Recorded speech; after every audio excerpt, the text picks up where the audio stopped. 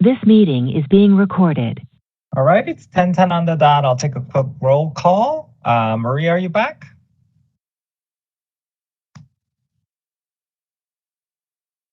Maria? We'll go to Indira. I see Trevor. Trevor, are you back? All right, Jesse. Hi, sir. I'm here. Hi. Oh, hi, Jesse. Jose? Yeah, I'm here. Hi, Jose. KK? I'm here. Some internet issues, so I'm keeping my video off. It's just not strong enough. All right. It's the rain. Jason?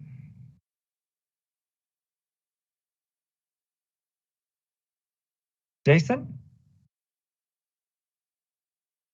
Not back yet. Maria, are you back? I'm back. Okay. India, are you back?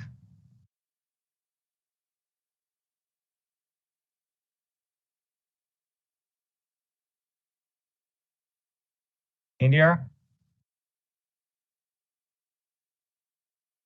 Jason?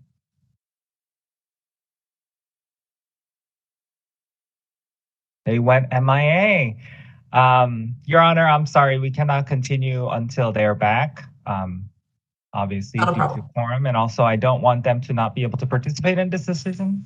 So I'm gonna give them a little bit of time, probably hopefully a minute or two, if that's okay with everyone. I apologize. Jason and India, just let us. I'm back. Oh, there you are. There's Jason. We do have a quorum. Indira is not back yet, but hopefully she'll be back. Okay, so President O, I just want to confirm, will Indira not be deliberating? I think there are rules regarding. If we get started without her, she cannot partake on this decision making. So I really would like her to just be able to join, but let's give her one. Ask Mr. Nguyen my questions first, and we can give her another couple moments to appear. That sounds good. Sounds good. Good morning, Mr. Nguyen. Are you able to hear me? Yes, can I hear you? Can you hear me? Yes. Okay. Good morning. I just wanted to check with you. Do you have any witnesses that will be testifying in support of your petition? No, I'm by myself. And all of the documents you intend to submit with your petition you've already provided, correct? Yes. Okay, great. That's all I need to know. Thank you. Thank you.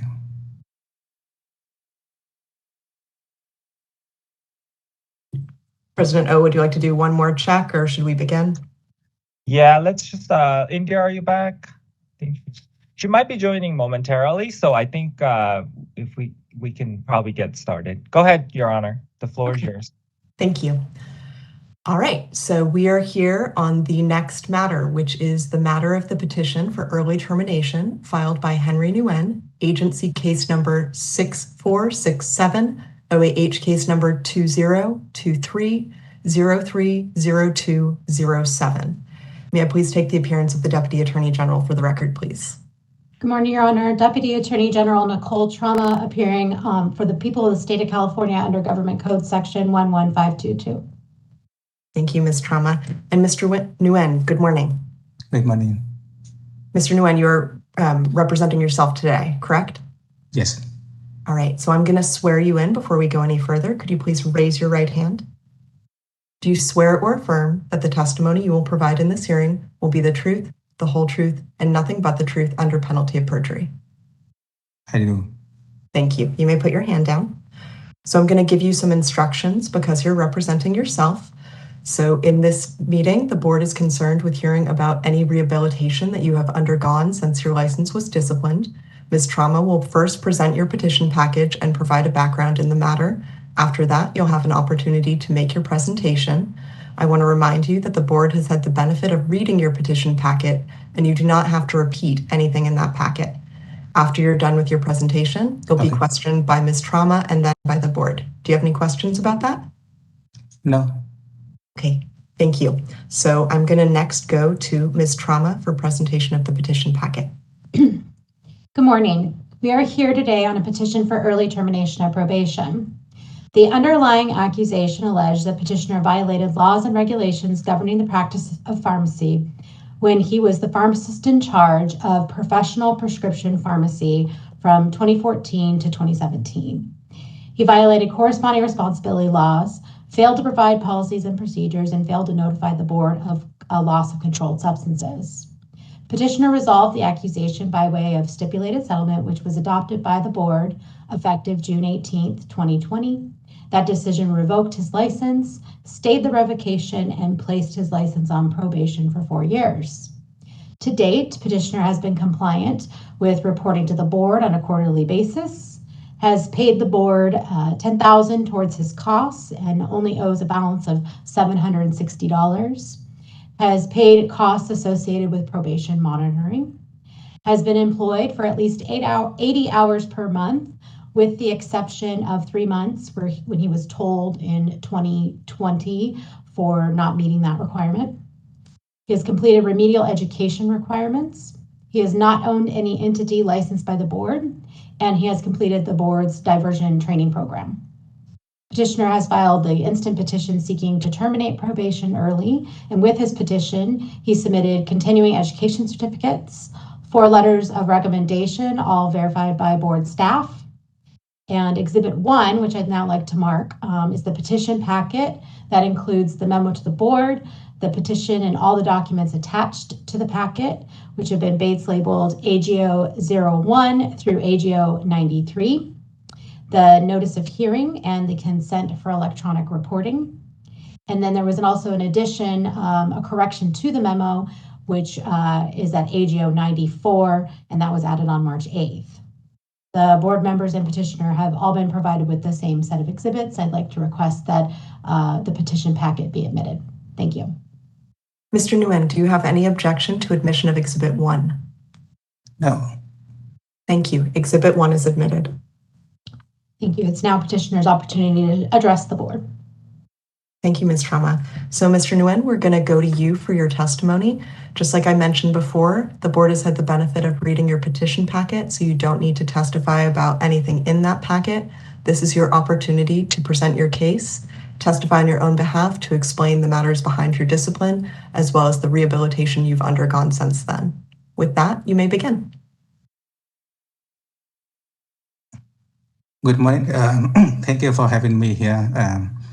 Yes, during the past 3 years, I've been thinking about the mistake I make at professional prescription pharmacy. I make the serious mistake. I feel quite a lot of narcotic prescription, and when I think about that, I thought that I should not have worked there on the first day, but I had the option not to work there at all. But I decided to still work in there for 3 years, and during that 3 years, I feel quite a lot of narcotic medications, and when I think about that, I feel so very guilty, and I thought that on the first day I should not go there at all, but I decided to work. I had the option to get out, but I did not. So anyway, so during the 3 years from my probation, I studied a lot of CE about the law about prescription narcotic medications, and I learned myself how to avoid filling that kind of prescription again. So for the CE, I learned, I study about how I can detect the prescription like red flag. So when I see the prescription about promethazine with codeine, oxycodone, Soma, Xanax, I should be careful.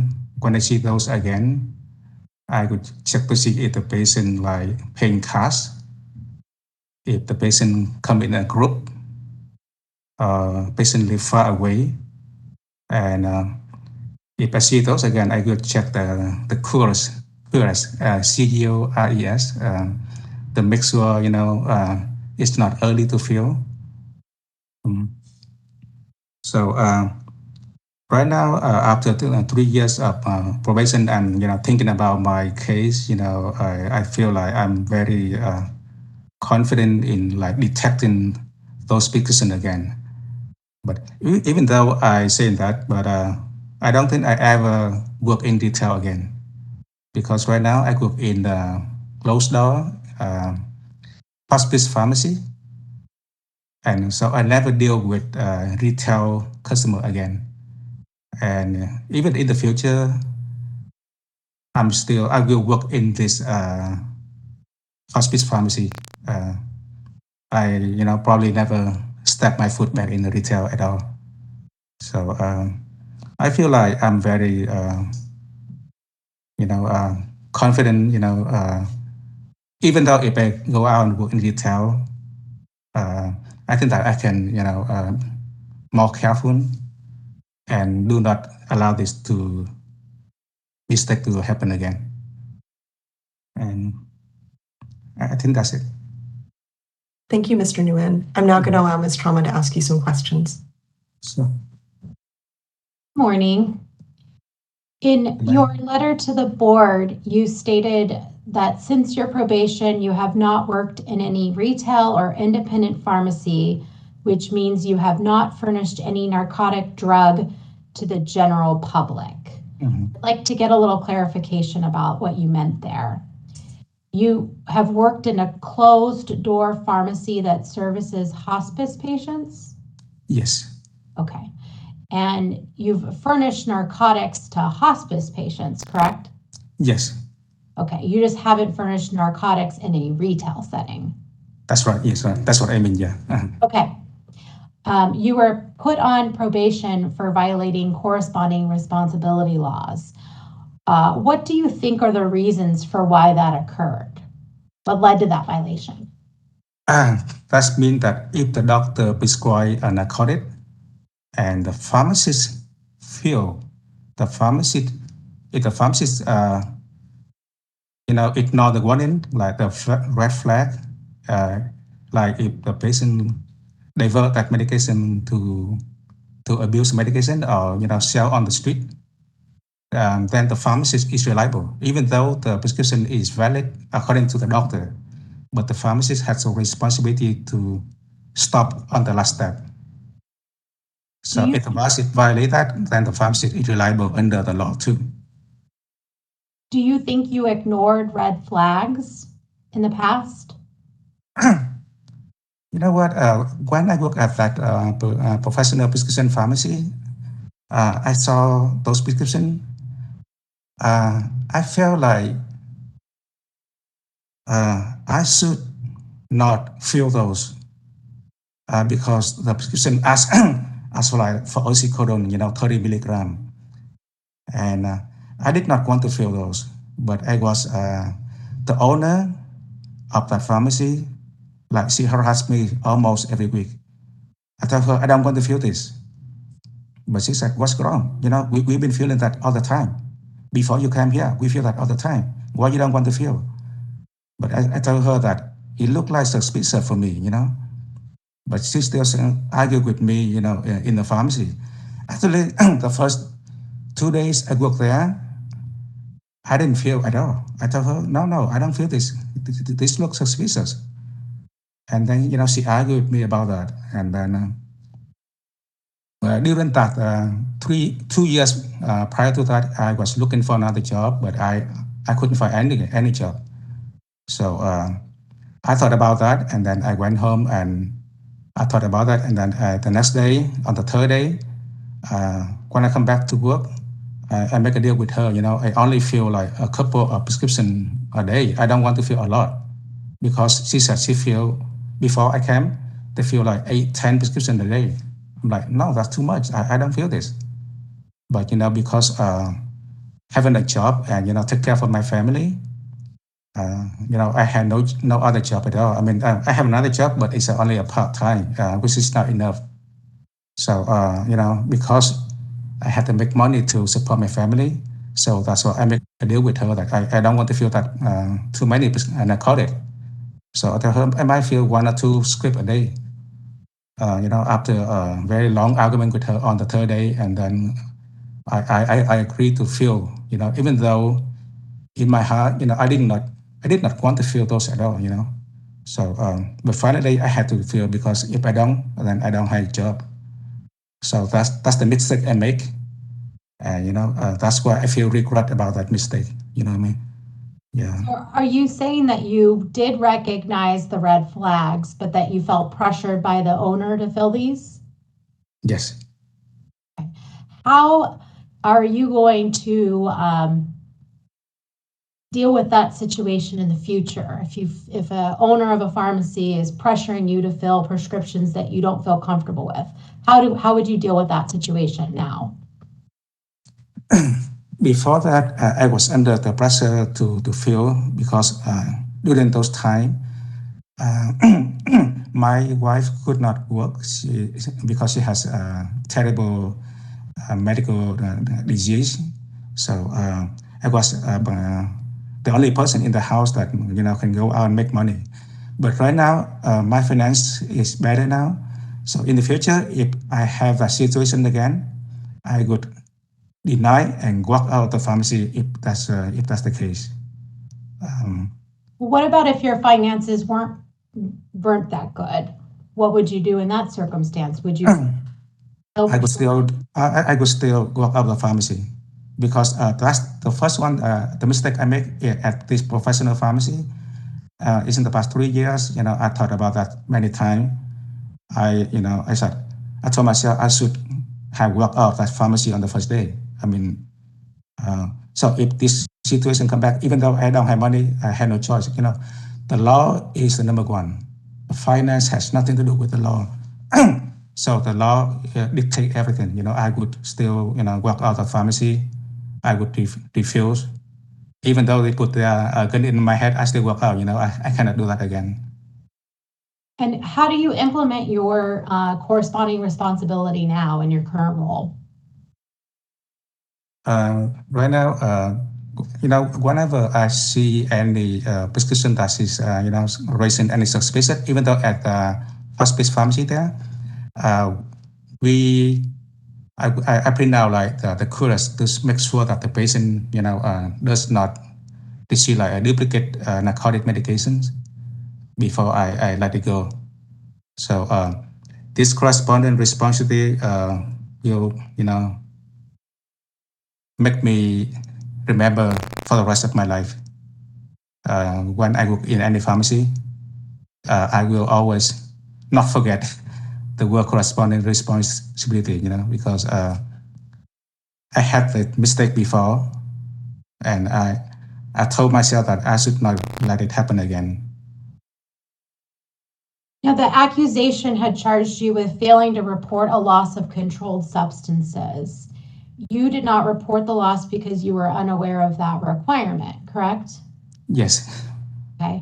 And the failure to have certain policies and procedures, was that a violation, also a result of not knowing the requirements? Yes, that's right.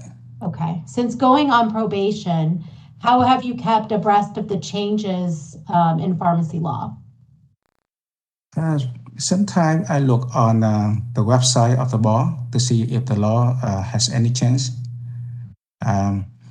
Regarding about the report of a loss of control substance, I remember that when I went to pharmacy school, the law say, when you have the loss of control, then you fill out the form DA 106. That's what I remember, but I don't remember that you have to report to the board within 30 days. So that's why, sometimes I look on the board website to see any law changes. Well, pharmacy law continues to evolve and change. So if the board grants your petition, how do you intend on keeping up with the changes? Yeah, that's a good question. Yeah. So I will check on the board website to see if the new law changed. I know that there's a link on the board website that I can read it. So in the future, I will, keep checking on the board website more often to see if any change, so that I can learn from there. Okay. Why do you want probation terminated? Yeah, because this probation will affect my my life. I want my license to be clear, so that when my license got clear, then I can confidently working and making sure that I don't cause any harm to the public. So yeah. You testified you will not go back to a retail setting? The most likely I will not come back to retail because in working for retail, right, you have to stand all days, 8 hours a day. But right now, because if I stand up like for 3 hours, then my feet hurt because I had a condition that my feet hurt a lot. In this closed door hospice pharmacy, I can sit down. So I can work all days, but in retail right now, I cannot stand more than 3 hours, and that's what is impossible for me to go back to retail. But I mean, if in the future, if I had to come back to retail, then that I will keep in mind that I will follow the law, and think about correspondent responsibility so that I do not make a mistake again. And do you have any plans to go back to being a pharmacist in charge? Oh, no, never. Yeah. I don't have any further questions. Thank you, Ms. Trauma. So, Mr. Nguyen, I'm now going to allow the board to question you. President O, would you mind polling the board members, please? Sure. Start with the same order. Maria? Thank you. Thank you, Mr. Nguyen, for your testimony. I just have a few questions. You didn't really talk about it too much, but it was clear in the petition package that you were the PIC of that pharmacy. Mm-hmm. The original owner, it looks like, passed away at some time, and then there was a family member that was the owner. Did you understand, just if you could explain how you became PIC, and what did you understand your role was as the PIC? Yes, the previous owner was a pharmacist and he passed away. So they hired me as a new PIC. So when I come in the PIC, I checked everything. I did the inventory of the control section. I did the biannual inventory, and I read I put all the books that's on the shelf to see the policy in there. And then monitor the other staff people and do the inventory of the control and basically that's it. And then I read all the the book that they put on the shelf about the policy. So when they asked about that policy about the theft something, I don't know why I couldn't find it. That's why I was I was put on that on my probation. That's one of the main thing that they accused me of not having that policy in place. But basically get rid all the. I just like do the inventory and monitor the whole pharmacy in and out. Yes. So do you feel like at that time you understood what the role of the PIC was? And if not, what would you have done differently? What do you think the role of a PIC was that you didn't accomplish? I think that if I were the pharmacist PIC again, I would look on the board website about the role of the PIC and read over to see what are the things that I have to do to become a PIC. I think when I was a PIC there, I think that I missed quite a few things that I didn't do. And, it was, actually I was a PIC before at another pharmacy at Walmart, but they had all the policy in the company's website. Mm-hmm. And then when I come to PIC in this store, there's nothing, only some paper, some folder on the shelf. And, that's all the previous owner left for me, and that's all I have. So that's why when the inspector asked for those information, I didn't have it. Mhm. And I didn't even look on the board website to answer her at all, so that's the mistake that I made too. But I mean, in the future, if I have the PIC, then I check with the board website to see all the criteria for the PIC to do. So, have you done that in these last 2 years to know specifically what you missed as being PIC? What have you done in the last 2 years to educate yourself? So, because you're saying you looked to the board website, but you should have done that in the last couple of years. What have you learned? I did not look on the board website for the PIC job because I don't work for PIC again. I never work be a PIC again because I only work as a staff pharmacist right now. Oh, okay. So you haven't in these last 2 years. You haven't looked up what a PIC is responsible. No. Okay. Yeah, because I'm working as staff pharmacist at a closed door hospice pharmacy right now. Okay. Thank you. Thank you, Maria. Indira. Your Honor, for the record, I believe Indira joined before Nicole was testifying, so I'm hoping that she could participate. But Indira, go ahead.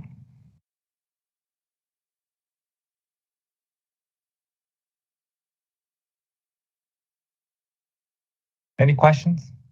No question. Oh, Can you hear me? no Sorry. question. No Oh, there you questions. are. Okay. Sorry, no Thank you, questions. Indira. Trevor?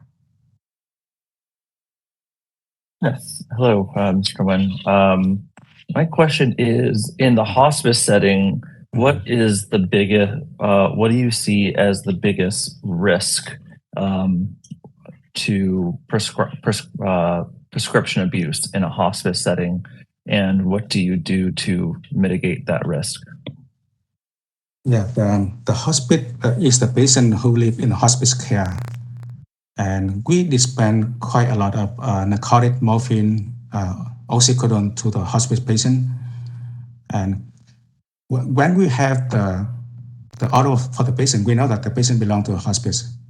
So the chance that the risk of the narcotic medication to the patient, like the patient abuse, is very, very low. Having said that, we still check the curate to see if things are like not early to fill. So even though we have refill for C2, they have refill too, it's allowed.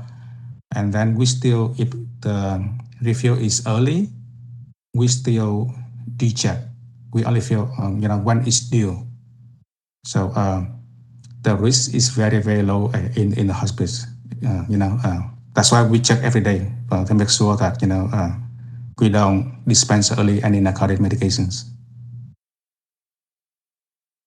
And being on site in a hospice setting where there could be family members there who may be utilizing their family member who's in hospice for their medications, how do you, as an who are there in the hospice setting, what do you view as your role in identifying potential family or guest abuse of the prescriptions that you are fulfilling?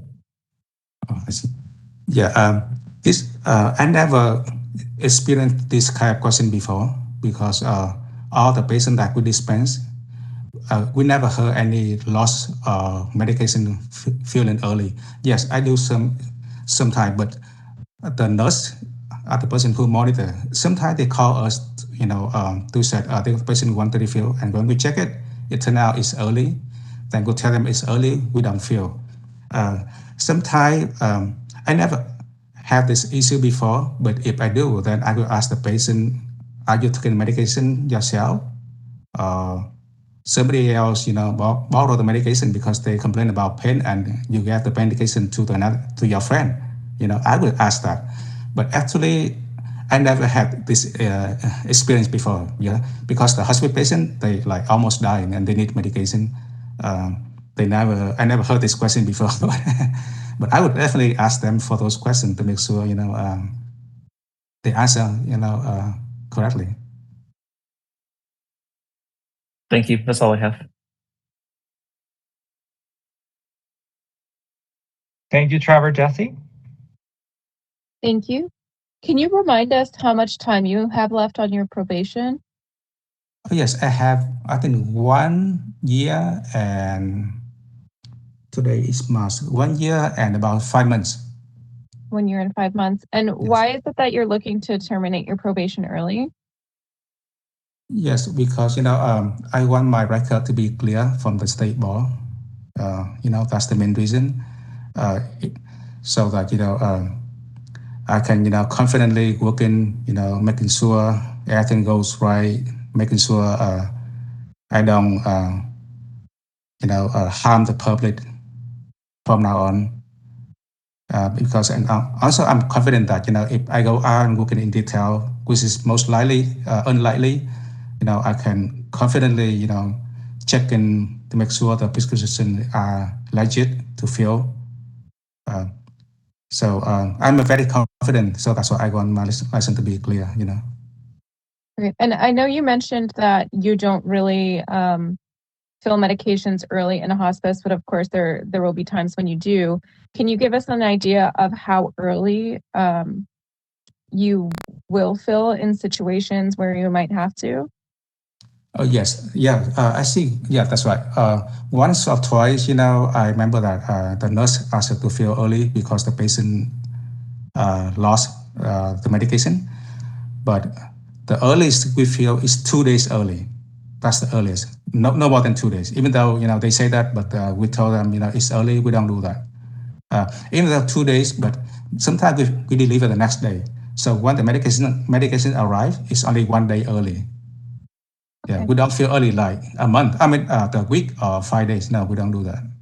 Okay. And then the last question is really just clarification. So I know that you mentioned you had been a PIC at Walmart previously. Was this this pharmacy that you were working at as PIC, was it the first time at an independent pharmacy? Yes, the first time, yes. Okay. Great. Yeah. Thank you. Jesse, Jose? I have no questions. Thank you. Thank you, Jose. KK? No questions. Thank you. Thank you, KK. Jason? No questions, Dr. Nguyen. Thank you. Thank you, Jason. I know you did speak a little bit, Mr. Nguyen, but just hoping in your word, what does corresponding responsibility mean to you? That could be on my head whenever I work as a pharmacist. That's, mostly it involves narcotic medication filling. So the corresponding means the doctor prescribe prescription, the pharmacist has responsibility to detect, either to accept or deny the prescription.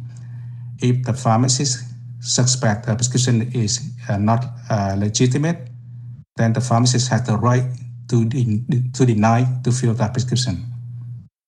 And that's if the pharmacist violate that law, then he will be subject to action by the board. That's what I have right now. Okay. And you did allude that you are not ever interested in serving as a PIC or working in a retail setting, right? Yes, never. Okay. But if you were to, if you had to, for some reason, as Dak Trauma alluded that, if you have financial circumstances, whatever, I mean, will you consider those opportunities? If the worst case, yeah, I have to go.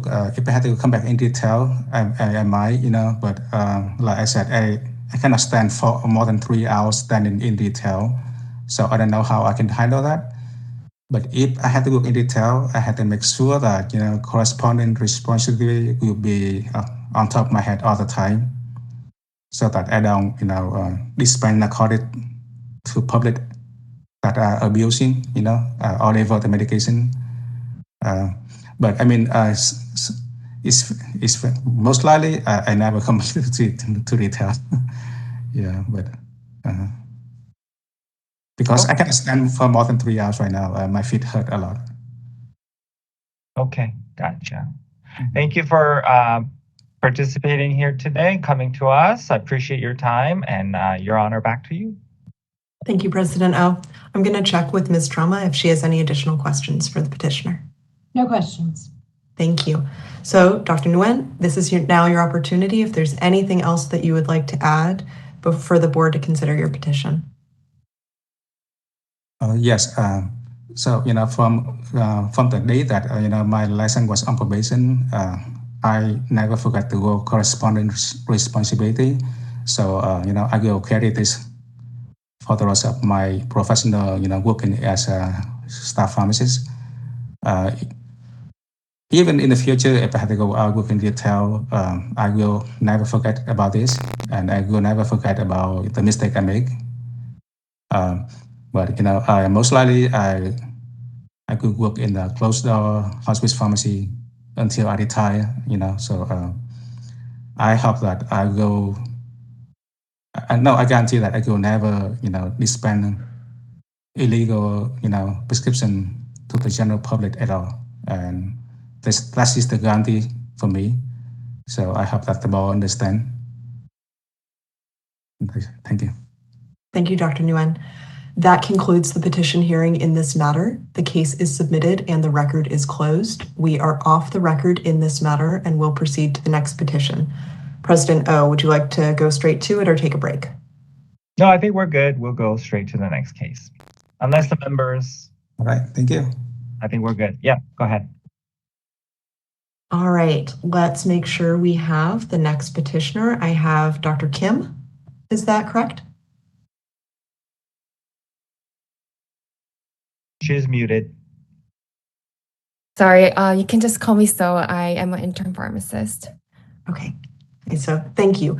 I want to confirm with you before we begin that you'll be testifying, but do you have any additional witnesses for your petition? I do not. Okay, do you have any documents that you haven't already submitted to the board? I do not. Okay, great, thank you. So I think we're ready to begin then. We are on the record in the matter of the petition for early termination of probation filed by So Hwang Kim, agency case number 6916, OAH case number 2023030208. May I please take the appearance of the Deputy Attorney General for the record? Good morning, Your Honor. Deputy Attorney General Nicole Trauma, appearing on behalf of the people of the state of California under Government Code Section 11522. Thank you, Ms. Trauma. And before we go any further, I'd like to swear you in so we can consider your testimony. Please raise your right hand. Do you swear or affirm that the testimony you will provide in this hearing will be the truth, the whole truth, and nothing but the truth under penalty of perjury? I do. Thank you. You may put your hand down. I'll now give you some instructions as your self-represented. In this proceeding, the board is concerned with any rehabilitation you have undergone since your license was disciplined. Ms. Trauma will first present your petition package and provide a background in this matter. After that, you'll have the opportunity to make your presentation. I'd like to remind you that the board has had the benefit of reading your petition packet, and you do not have to repeat anything in that packet. You'll be subject to questioning both by the board and by Ms. Trauma. After the hearing, the board will go into closed session to deliberate. You will not receive a decision today. It will be mailed in the future. Do you have any questions? No, Your Honor.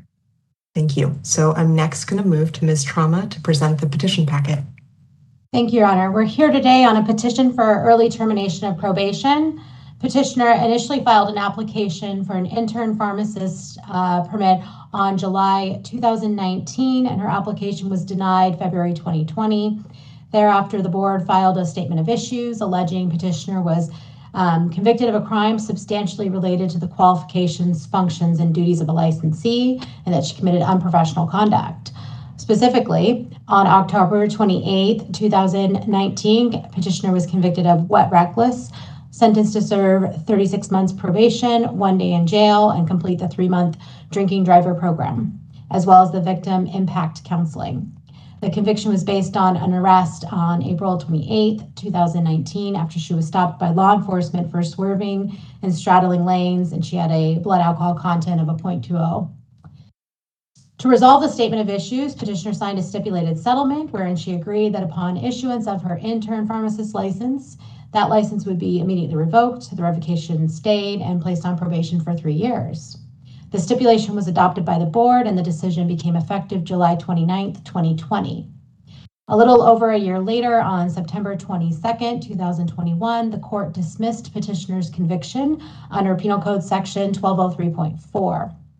To date, she's been compliant with the terms and conditions of probation, including reporting to the board on a quarterly basis, paying her costs associated with probation monitoring, being employed for at least 10 hours per month, successfully participating in the pharmacist recovery program, randomly screened for drugs and alcohol, abstaining from the use of alcohol and drugs, abiding by the prescription coordination and monitoring requirements, attending group recovery or support meetings, having a worksite monitor, and not owning any licensed premises.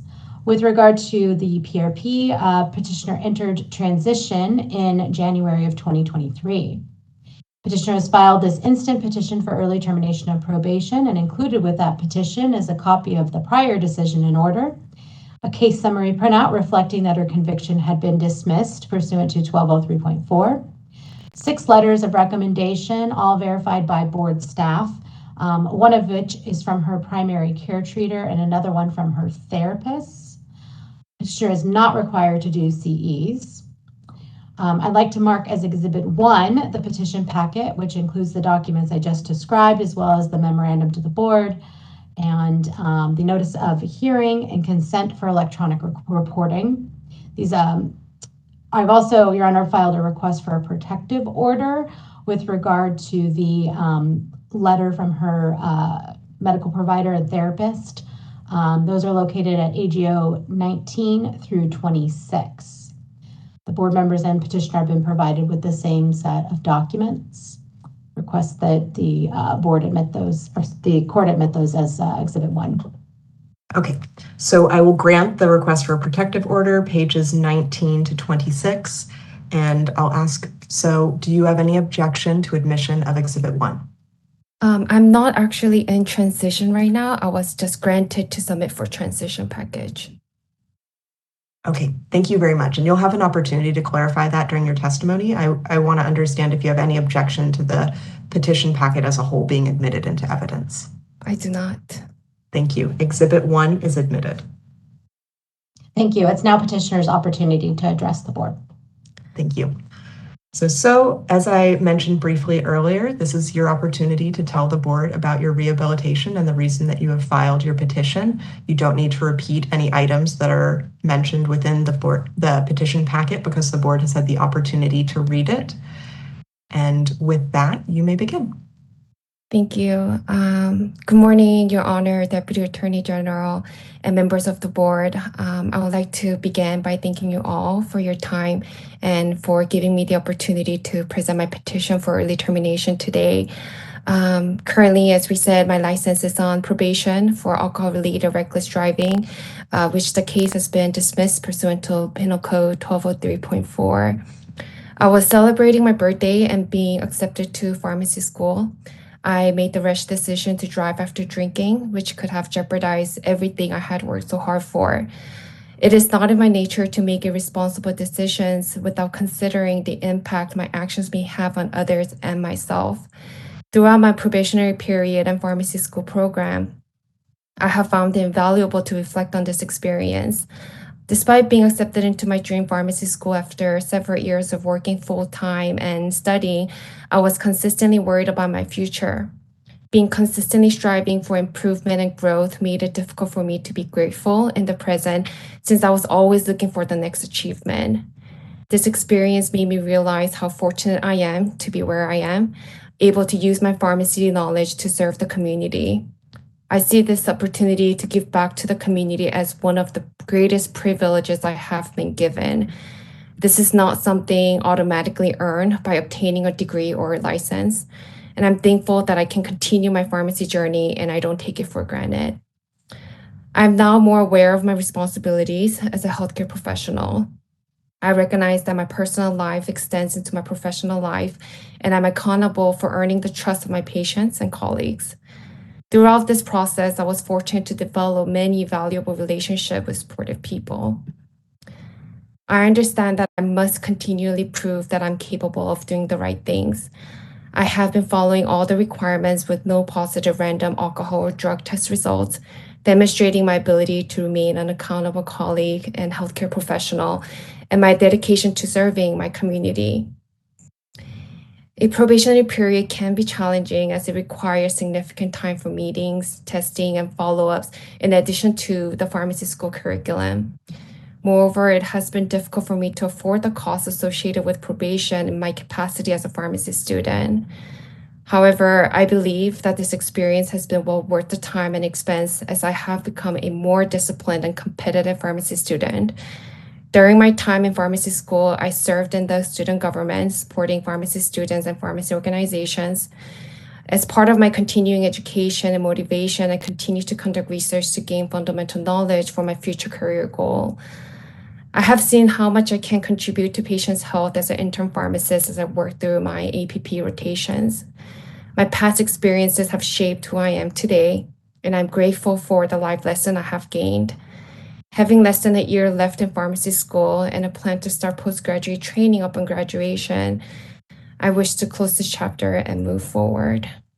Thank you. Thank you, So. So I'm now going to allow Ms. Trauma to ask you some questions. Good morning. Morning. In your petition, you marked no to the question, are you or have you ever been habitually intemperate to the use of alcohol or other drugs? Why did you mark no to that question? I marked no. Well, I do understand that, and I'm open to the idea that anyone can develop alcohol or substance use disorder. I currently don't believe that I have an alcohol use disorder, but I do also understand that I can be the judge of my own problem. But I would refer to my history of following disciplinary order and compliance to say that I do not have alcohol use disorder. Okay. Yeah, you don't believe that you are an alcoholic? No. Okay. And you've been sober from alcohol, correct? Yes. Okay. And what is the last date that you used alcohol, or your date of sobriety? The date of sobriety that I use is February 14, 2020. And you were required to enroll in the PRP? Yes. Okay. And you've been participating in that program, but you do not have a substance use disorder? No, so it was part of the stipulated settlement, and I believe that, given the terms by the board, there's no way for me to prove that I don't have substance use disorder, and I found it necessary for me to follow that order. So that's what I have been doing. And you go to support meetings? Yes, I do. Okay. And so at the support meetings, how do you identify yourself? People stand up and they say, "Hi, I'm so-and-so." How do you do that? Yeah, so when I go to healthcare support group meetings, initially I felt like I was out of place. However, when I share my experience, everyone was very, very welcoming. We all have, for myself, just putting myself into such a dangerous situation itself was also a problem. And when I share my experience, they were very understanding and very welcoming. So I don't present myself as an alcoholic, but I do share my situation, what had happened. And from there and through these meetings, I still learn a lot from each other. So, have you had to work the steps at all, the 12 steps? I have. So when I was working with Maxima, they gave me different choices to work on steps. I know there are the 12 step for AA meetings, there's Dharma recovery, there's LifeRing. After discussing with my case manager, to find something that was most relevant to me, I decided to continue with Dharma recovery. So it's more it also provides some aspects of substance disorder, substance use dependence steps, but as well as some sort of like meditation on how I can overcome this humiliation that I put myself into, and really accepting that what had happened, I have no control over what had happened, and really embracing my past and just learning from my mistake. So I guess my question to you is, just going through PRP, going to support groups, doing the steps, do you feel like you're just going through the motions? I feel like I'm going through emotion as in I'm learning to understand what had happened in the situation and how to overcome, I would say emotion as well, because that was a big part of me understanding what had happened. I think initially when I was put in this situation, when I have driven after drinking, I was very lost. I couldn't understand why I did what I did, how I was able to put myself into such a danger and also other people. And through these programs, I was able to see like what to accept the problem as it is, accept the situation it is, and how to embrace it. Okay, so if your petition is granted, will you continue to attend support meetings and? Yeah, in terms of Maximus, I believe that being part of Maximus and testing is not what kept me stay disciplined. I have learned from this experience itself to gain understanding of the responsibilities and privilege I have as a healthcare professional, which motivates me to stay accountable and disciplined. So I plan to not to continue unless it is part of the board's decision and requirement for early termination. But in terms of the healthcare support group, I have already built so many great relationships with these healthcare professionals. So I plan to continue to connect with them. Okay. Now, I guess I misspoke during my presentation and with regard to the transition program. Can you tell us where you're at in transition and when was it granted or accepted? Yeah, so this January, they grant me to submit transition package. Per my case manager for my next deck meeting, I believe is in April. That's when they will review and decide on transition. I have already submitted everything. They have different dates to submit by, I believe, like a month before the deck meeting. So I am gonna follow up with them actually today after this hearing. Okay. And the transition, that's normally a year? Is that a yes? I believe so, yes. Okay. And what do you do when you're in transition? I believe when you're in transition, you're not required to do these meetings that is part of the requirement for now.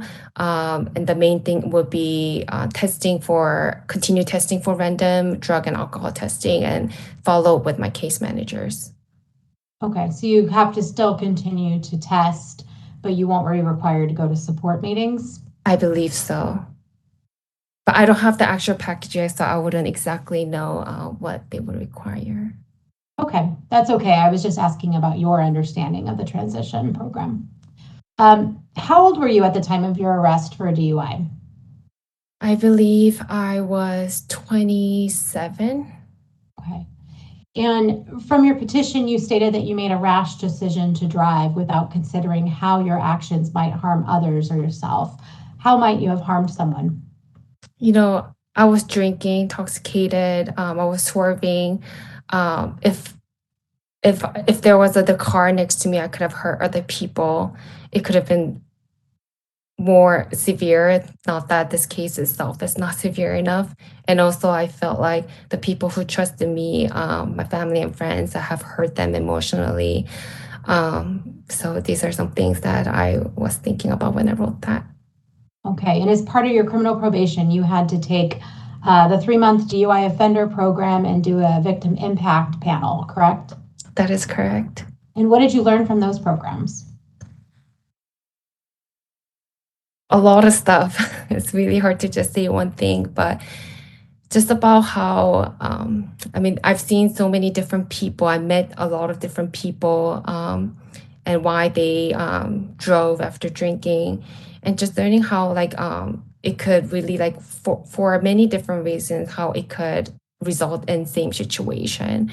And I consider just because I testify that I don't have alcohol use problem, whatever that happened doesn't go away. So just really owning up to what I have, the mistake that I've made, and just learning from my mistake and make sure it does never happen again. If your petition is granted, is it your plan to stay sober from alcohol and drugs in the future? That is my plan. Okay. If the board terminates your probation, what assurances can you provide the board that you won't make the same mistakes in the future? Well, I would say, like I said, I have learned a lot from just this experience itself, and I feel fortunate that this happened before coming into pharmacy school. Of course, I wish that I didn't have to go through this to learn so much, but it really had me understand like where am I getting into to continue with this pharmacy career, how I'm accountable, and this is a responsibility that I will take forever for someone who's graduating from pharmacy school and getting into this career. And I have built so many valuable relationships through experience. I was never really used to asking for help. I was always very independent, but because of this requirement, I was somewhat forced to ask for help, reaching out to different pharmacists to be my worksite monitor, having to communicate with school and multiple pharmacists to do a lot of documentation for me, which I felt initially very sorry for, just putting in additional work for them. But when I continued to build relationship with them, have communication with them, how everyone was very open to help, willing to help and understanding, and I have these people around me who trust me and who believe in me. So that and all this relationship, all this the responsibility I have gained will keep me accountable and make sure that I will make the same mistake again. Thank you. I have nothing further, Your Honor. Thank you. I'll now allow the board to ask you some questions. So, President O, could I please have you poll the board members? Sure. Go with Maria. Maria? Thank you. And thank you, Ms. Kim, for your testimony, and congratulations on your journey here. I know it must have been very difficult to go through the trials of pharmacy school in addition to the terms of your probation, and I know in your upcoming graduation. Can you share with us what are your plans at graduation for the next couple of years? I will be actually starting postgraduate training. I have accepted an offer for a fellowship program so I'll be doing that for the next 2 years. And where is that? In South San Francisco, so I'll be staying here because I'm currently in San Francisco. That was a big part of my question, because a lot of times postgraduate training means moving across the country. So you'll be staying close to home and in California. Yes, ma'am. And so you're asking for early termination. That doesn't seem to have impacted your application for fellowship or your future plans. Were you surprised by that? Sorry, can you repeat the question again? It seems like you were able to obtain a pretty reputable and reputable is not the right word, substantial fellowship. Congratulations on that. Even during your probation, were you surprised by that? And is that one of the reasons why you wanted early termination?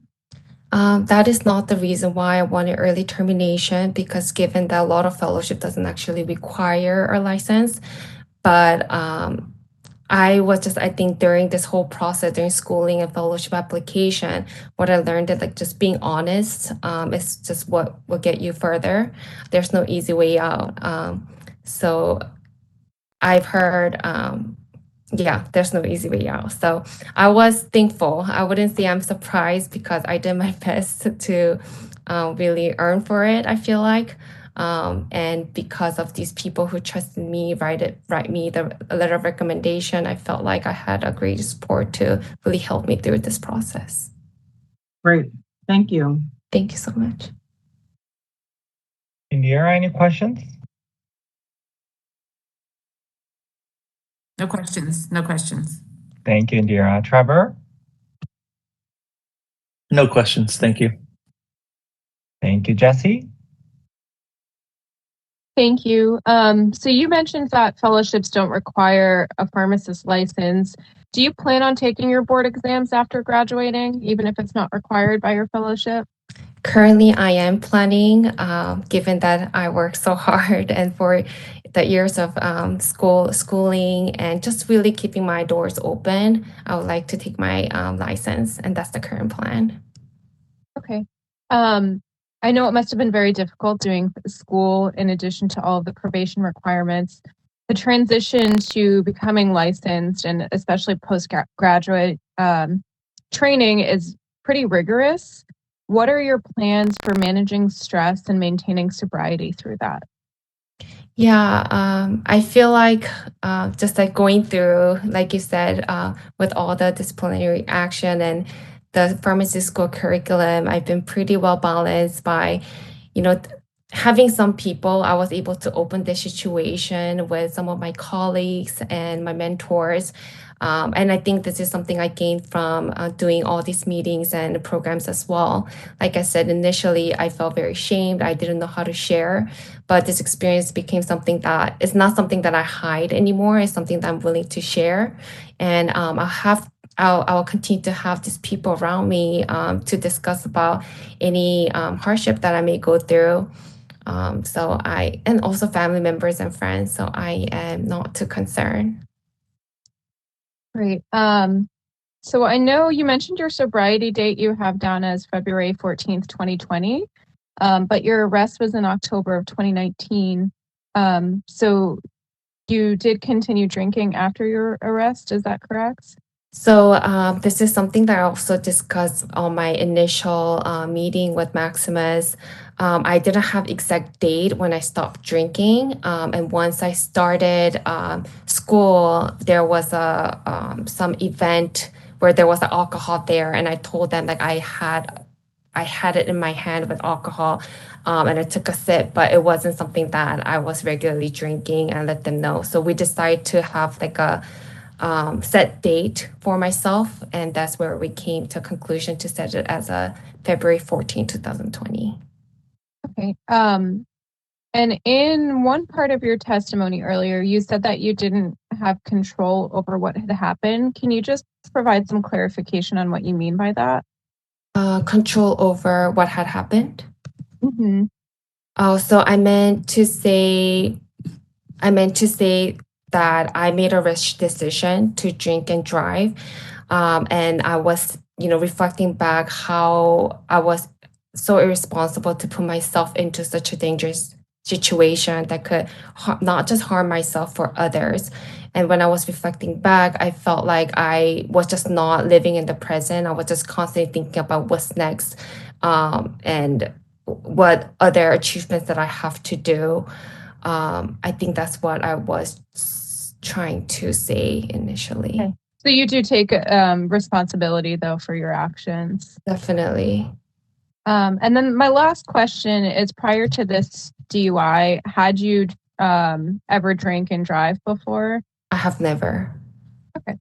Thank you. Thank you. Thank you, Jesse. Jose? No questions at this time, President. Thank you, Jose. KK? No questions. Thank you, KK. Jason, any questions? Thank you. Thank you, so for appearing today. We know it's very difficult. Thank you, Jason. Myself, all the questions have been answered. You did complete Maximus, correct?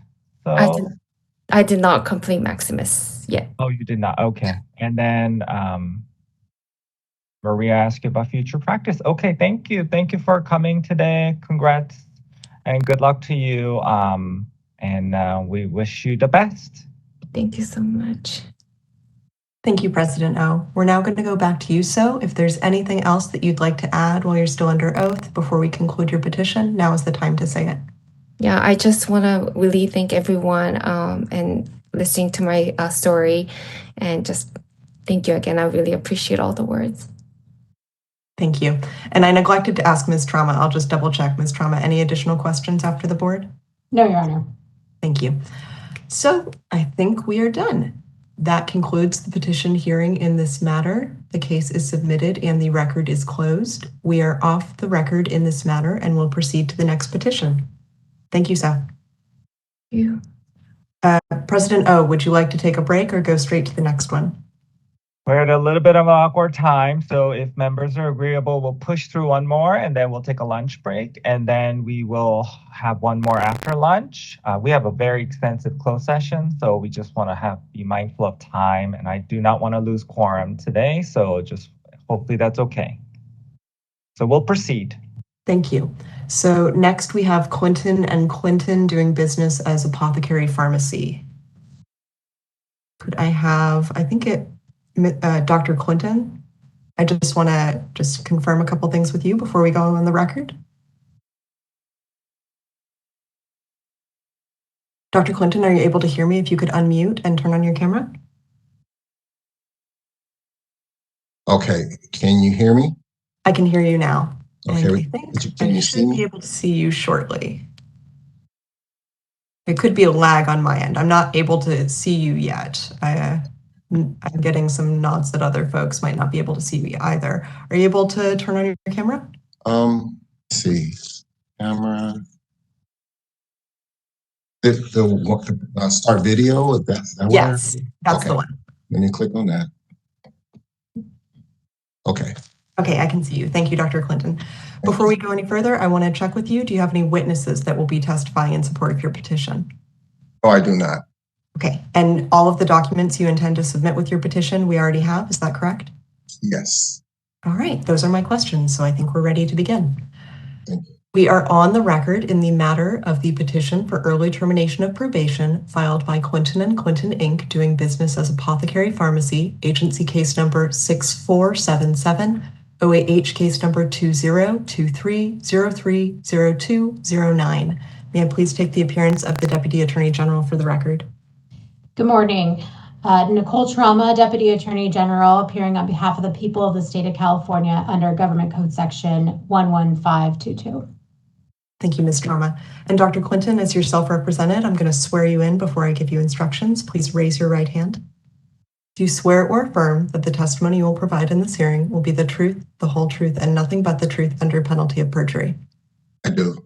Thank you. You may put your hand down. So, as I'm sure you heard me mention to the other petitioners today, in this proceeding, the board is concerned with hearing about any rehabilitation since your license was disciplined. Ms. Trauma will first present your petition package and provide a background in this matter. After that, you'll have the opportunity to make your presentation. I'd like to remind you that the board has had the benefit of reading your petition package, and you do not have to repeat anything in that package. You will be subject to questioning by both the board members and Ms. Trauma. After the hearing, the board will go into closed session to deliberate. You will not receive a decision today. It will be mailed in the future. Do you have any questions about that, Dr. Clinton? No, I do not. Thank you. So I will go to Ms. Trauma. Thank you. Thank you. We're here today on actually two petitions for early termination of probation. The petition against the pharmacy, Clinton and Clinton Inc., doing business as Apothecary Pharmacy, and against Ronald Clinton's pharmacist license. Petitioner Clinton is the pharmacist who's also part owner of the pharmacy Apothecary. The underlying accusation against petitioners included violations of operational standards and security, in that petitioners could not account for significant inventory shortages of over 85,000 tablets of alprazolam, 2 milligrams, and over 100,000 milliliters of promethazine coating syrup for a 3-year period from 2015 to 2018. And petitioners did not have proper acquisition and disposition records, in that they could not locate controlled substance invoices.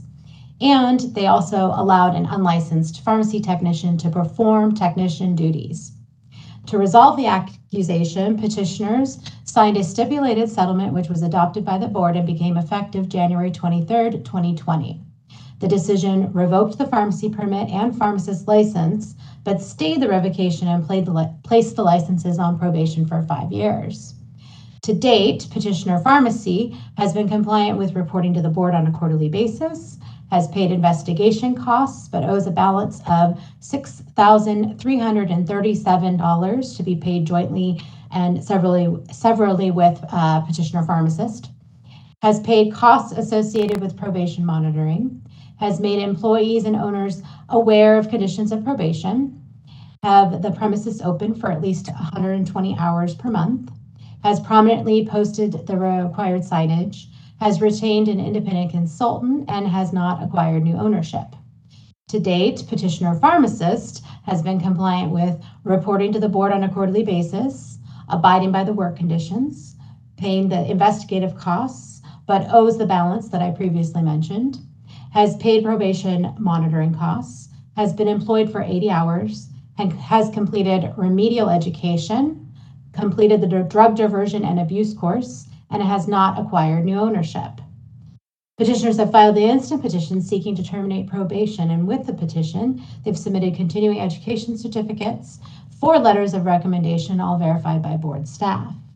Exhibit 1 is the petition packet, which includes the memo to the board, the petitions, and the documents attached to those petitions that have been Bates labeled AGO 01 through AGO 68, as well as the notice of hearing and the consent for electronic reporting. The board members and petitioners have been provided with a copy of the same set of exhibits. Request that that exhibit be admitted. Thank you. Dr. Clinton, do you have any objection to admission of Exhibit 1? No, I do not. Thank you. Exhibit 1 is admitted. It is now Dr. Clinton's opportunity to present to the board. Thank you. Thank you, Ms. Trauma. So Dr. Clinton, like I mentioned before, this is your opportunity to present your case. You may testify on your own behalf. You are reminded that the board has had the benefit of reviewing your petition package, so there's no need to repeat anything within it. And with that, you may begin. Good morning, esteemed panel and board members. First of all, I'd like to take this opportunity to thank you for allowing me to come before you here, Michael. Let me start off by saying that I am deeply embarrassed of what happened. And, you know, when I first purchased the pharmacy, pretty much kind of inherited the system where the technician was allowed to place orders. And so, and up to the point where the technician came, I really had no defenses. So you can imagine the shock that I felt when I discovered actually what happened, scope of what happened. So right away, I knew that I needed to report to the Board of Pharmacy, as well as do my own full investigation. And it was upon that investigation that I determined, you know, all the lapses in my system and how easy it was for my system to be manipulated. So during that time, you know, I did fall short as pharmacist in charge. Probably around 2015, my home was firebombed. And so I was probably distracted by a lot that was going on, you know, customers coming in. I mean, this lasted for at least a year where customers, you know, they heard about the news, they heard about it on the news, and I got a lot of, you know, customers coming in and, you know, distracting and stuff like that. But I was distracted by that. But it doesn't excuse the fact that I did not have proper processes in place to prevent something like this from happening. You know, I run the pharmacy, is busy, you know, but there was no excuse for that. I should have had processes to prevent this from happening. And so I, as the pharmacist, have to take full responsibility for that. Probation actually has been really great for me because it has caused me to slow down and just focus on details. Just slow down, just focus on details and what I have to get done. And so now I move just more deliberate in how I pharmacy, how I manage, and just how I move in general. I'm just more deliberate. I appreciate the board for allowing me to keep my pharmacy and continuing to trust me, you know, with the role of being a caretaker of medication. From that period of time from 2015 to 2018, I admit that I wasn't didn't uphold that responsibility. So the Board of Pharmacy was justified in its judicial ruling, giving me probation. Since that time, I've become way better pharmacist, way better person in general. And it's forced me to search for ways to improve how I can be a better pharmacist and a better person. And since that time, there's been no further occurrences, no further incidences at my pharmacy. Since that happened, I have implemented things to prevent, reduce, or potentially eliminate the potential for it happening again. And one thing that I am thankful for was that, of course, the drug diversion, what a pharmacist needs to know course. I mean, that there was good things in there, reinforcement with things that I had already started to implement in my pharmacy to prevent loss prevention. That was good. And doing like a quarterly inventory more regular has allowed me to maintain control of my inventory and to detect when things are missing or coming up. Has not happened. I would also like to mention my inspector and my consultant, who were very instrumental in helping me get through this process. I mean, the first thing they kind of noticed was that I needed to shore up, my record keeping, and so now my record keeping is much better, and they just were very instrumental in just helping me through this whole process. I hope that they conveyed to you how much I've improved as a pharmacist in charge since from years now. As a protector of public safety, I really appreciate the huge role that you all play. And I'm very thankful that you guys are here to, continue to uphold the integrity of the profession.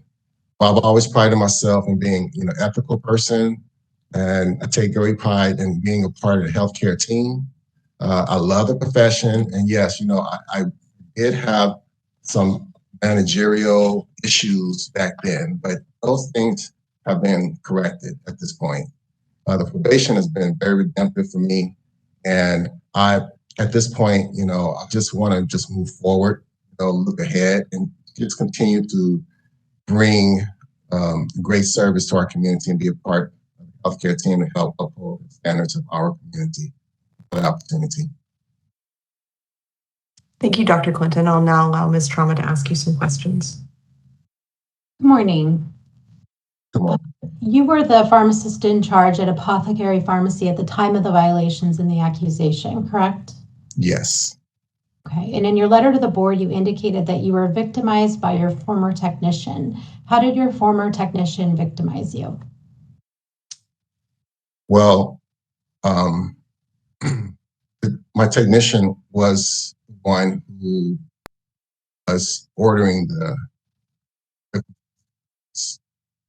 and you cut out. I'm sorry, you're going to have to repeat that. Oh, I'm sorry. My technician was the one that was ordering the controlled substances. And so I did not know that this was happening. And she was able to separate the orders out, and so I didn't know they were coming in, so I didn't know what to look for. So I would receive the order, sign for the order, and then immediately my clerk and my technician will go label the order, put the stickers on the orders, and I was only looking for the things that I knew that I had ordered, but not looking for the things that I didn't know were being ordered. So I had no way of knowing. I mean, I guess there was a way for me to know, but I didn't know to look for it. And so that's how my technician, he was the one that was placing the orders, and so, and I just didn't know about it. What was the reason for the significant inventory shortage of the alprazolam and promethazine with codeine? Well, first of all, I never placed the orders. So invoices, I never saw the invoices. So they would get the invoices and separate out into invoices separate out the totes where the medication came in. So I never knew. So I had the technician working up front, in the back, and then the clerk working up front. And so they were working together, and so they were able to separate out the orders. Well, I just didn't know that it was happening. Were they stealing the medication? Yes, because the medication, I never ordered alprazolam 2 milligrams ever. Promethazine with codeine, I would order occasionally. To this extent, never did I ever order anything like that. They would get the totes, separate out the totes from what I was supposed to receive, separate out the invoices. So I never saw the invoices, so I didn't even know. And so back then, a bottle of 500 pills were not that expensive. It's like $15 or something like that. A bottle of promethazine with codeine only like $4 and something. So, and I didn't check all of my invoices, but I would check my cost of goods. And so my cost of goods didn't bump up to the point where it was like, oh my God, there's some medications that are really expensive. So they were able to order a large volume of this stuff without me knowing, without my cost going up significantly, So I just didn't know. And I didn't check like every line on the invoice. Okay, so I understand that they were doing the ordering, but when these drugs were arriving and you were signing for them, you didn't notice like, hey, I'm getting a lot of promethazine with codeine, but I'm not dispensing that much. That never occurred to you? No, because I never saw the promethazine with codeine, and I never saw the alprazolam. So I would receive the medication, the totes. I would sign for the totes, but I didn't open up the totes. Like I didn't necessarily open them. They would open up the totes right away and start putting the stickers on. And so they would know what tote to actually open up and take care of right away. And it might be just one bottle or something, I guess, which was one tote or something. It might be a full tote or something with just one bottle of it, and they would be able to separate out that tote. So for that period of time, I never saw a bottle of 500 promethazine, alprazolam, or large quantities of promethazine with codeine. I never saw them. So how were you able to discover that they were doing this and that they were stealing this medication from your pharmacy? Mm-hmm. Yeah, so the way it was discovered was I received a call from my wholesaler. My wholesaler, after all this volume, they finally called me to say, you're not able to place any orders because your record of dispensing does not match your ordering record. That's how I found out. And I didn't believe it. I was like, there's no way, it's not it's not me. I didn't suspect my technician or any of my employees. I thought it was something on their end. I'm like, there's no way that's me. And so, I had them like even track the IP address where it came from, and they confirmed that it was my IP address. And it was just very shocking when I really discovered that it was from an inside job. That's how I found out. They basically called me and shut it down that day. And I had to work with them. Like they eventually allowed me to order again, but I had to go through a process with them. That's how I found out though. Yeah, it was a lot of drugs over a 3-year period. How do you think that could have happened under your watch? How do you explain that to the board? Just simply because I did not know that these drugs were coming in. And we might get like six or seven totes medication. And because they knew that the medication was coming in, they knew how to separate out these totes, separate out this tote, so I would never see this medication coming in. If I had seen it, I would ask questions like, why are we ordering all this alprazolam or promethazine codeine? We didn't. Our prescriptions did not support that. So they simply separated out the medication. That's the only thing I could think of, and that's how I was never. And I didn't know to look for it. So would you say you didn't have good oversight over your employees? Definitely. So one thing that was my technician was not only able to submit orders, place orders into orders, but they were able to submit orders. And so that was something that was the reason why they were able to do it, because they were able to actually submit the orders. So definitely that should not have happened. And right away, once I discovered that, I made it so that only the technician could enter the orders but not submit the orders. So it was definitely because I didn't have the proper oversight initially to catch that. Okay, and so what sort of oversight do you have over your technicians now? Mainly, the technician cannot send orders. They can only enter the orders into the system.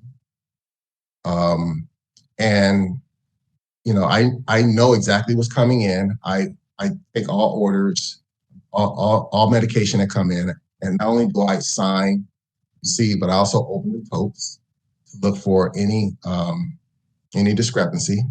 I do not keep any controls on the shelf.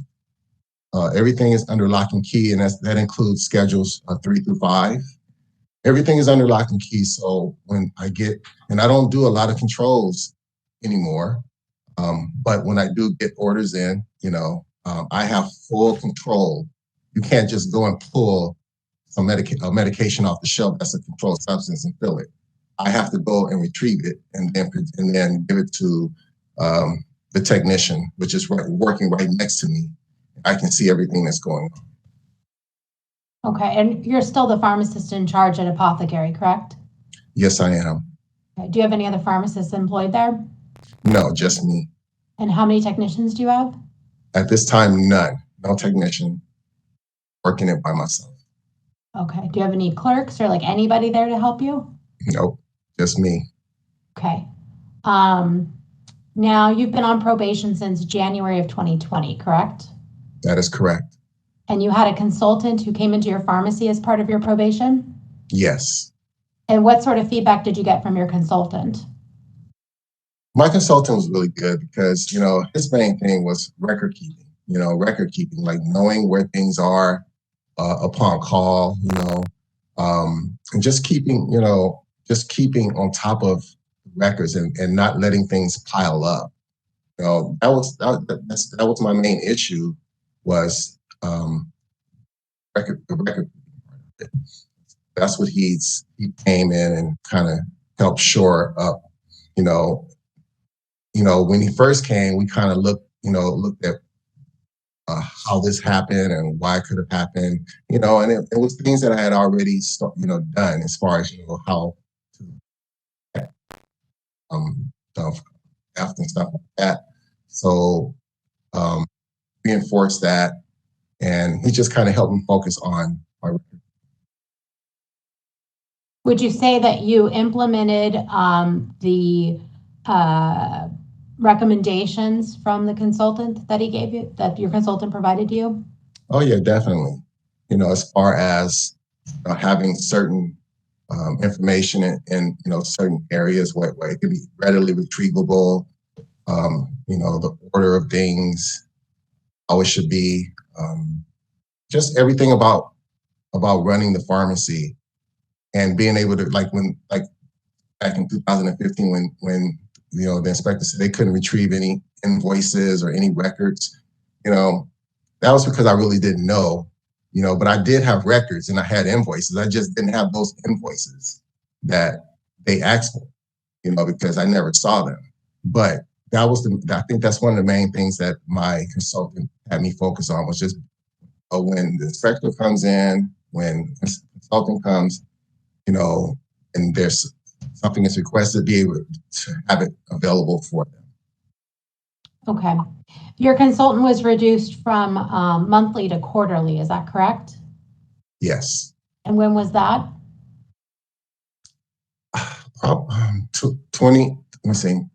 maybe 2022, I believe, sometime in 2022, last year.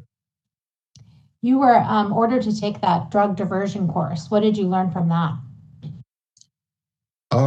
Well, I mean, one of the main things was the corresponding responsibility was one of the sections. I learned about corresponding responsibility. Wasn't really related to my case, but I thought that was a very interesting topic in regards to the pharmacist using his professional judgment in terms of doctors prescribe controls and using professional judgment in terms of whether this is appropriate to dispense. Because that's a very important role that we have as pharmacists. It's not just about the doctor writing a prescription. It's about our role, since we are the final handler of the medication. Our role, and before it goes out into the general public, we have a very important role. So corresponding responsibility is something that we need to take very serious. And then just the reinforcements that I had already implemented regarding the loss prevention part of it, which talked about, cameras and safes and alarms and stuff like that. And I had already implemented those things in the pharmacy, and that was directly related to my case and what happened. So I already had implemented preventative prevention. So that kind of was just a great reinforcement. Now you're on a 5-year probation that is set to expire in January of 2025, correct? That is correct. And why do you want to terminate now? Well, like I told you earlier, I work by myself.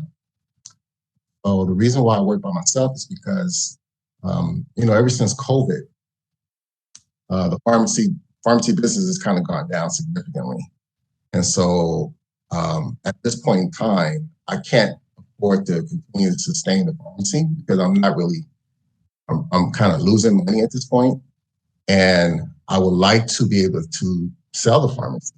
And, of course, with this probation attached to the pharmacy, it will, of course, reduce the price that I could possibly get for the pharmacy. And then in regards to me personally, having a probation attached to my license, of course, will impede me being able to make it more difficult for me to find gainful employment. So I was hoping that once if I consider selling the pharmacy and I go out and try to look for new employment, that I won't have this hanging over my license, and it won't affect my potential employment. Okay, so if your petitions are granted, your plan is to sell Apothecary and then go work somewhere else as a pharmacist? Yes. I'm seriously considering selling and then going to work for someone else or somewhere else. Okay, and are you is your plan to be a pharmacist in charge somewhere else? Not necessarily, but I don't want to limit myself to just whatever, because probation has really has made me a better pharmacist overall. I'm not looking for a PIC position whatsoever, but I don't want to just say, oh no, I'm done with it, because there's a potential that something might come along, and I know I have something that I can offer, to anyone. And so that's not my goal at this time. I understand. If the board terminates your probation, what assurances can you provide that you'll abide by pharmacy law in the future? I mean, I never want to go through this again. I love pharmacy. I respect pharmacy. I always have, and this is the last place I would have ever expected myself to be. So, I want to do this for a long time, and I want to be in the good graces of the Board of Pharmacy. And so I will do everything I can to protect myself and anyone that I'm working around or with. It's just I just have no desire to deal with this again. Do you believe that you accept responsibility for the violations in the accusation? 100%, because ultimately it was my lack of proper processes that caused this to happen. If I had had the proper processes in place, this wouldn't have happened. And I have to accept full responsibility. I'm the caretaker of dangerous drugs. My role as the pharmacist in charge. And just the fact that someone was able to do something like this on such a large scale, I take full responsibility. Thank you. I have no further questions. Thank you, Ms. Trauma. Dr. Clinton, I'll now allow the board to ask you some questions. President O, if you wouldn't mind polling the board. Thank you. Maria? Thank you. I have no questions. Thank you. Indira? Thank you. I have no questions. Thank you. Trevor? No questions. Thank you. Thank you. Jesse? Hi, thank you. I do have a couple questions for you. Prior to this pharmacy, had you previously been a PIC somewhere else? Yes, I was a PIC for Vaughn's Pharmacy from 2000 to 2002. And then I purchased Apothecary Pharmacy late 2002, 2003. It was like October, November 2002. So yeah, for a couple of years, I was a PIC. What were some differences between your role as PIC at a chain pharmacy versus an independent pharmacy? Simply more responsibility as an independent pharmacist. You know, you have more support, although some people may disagree with that. At a chain pharmacy. At an independent pharmacy, you're doing literally everything. And I knew that that would be the case. I knew that it was my responsibility was going to increase. I was ready for it.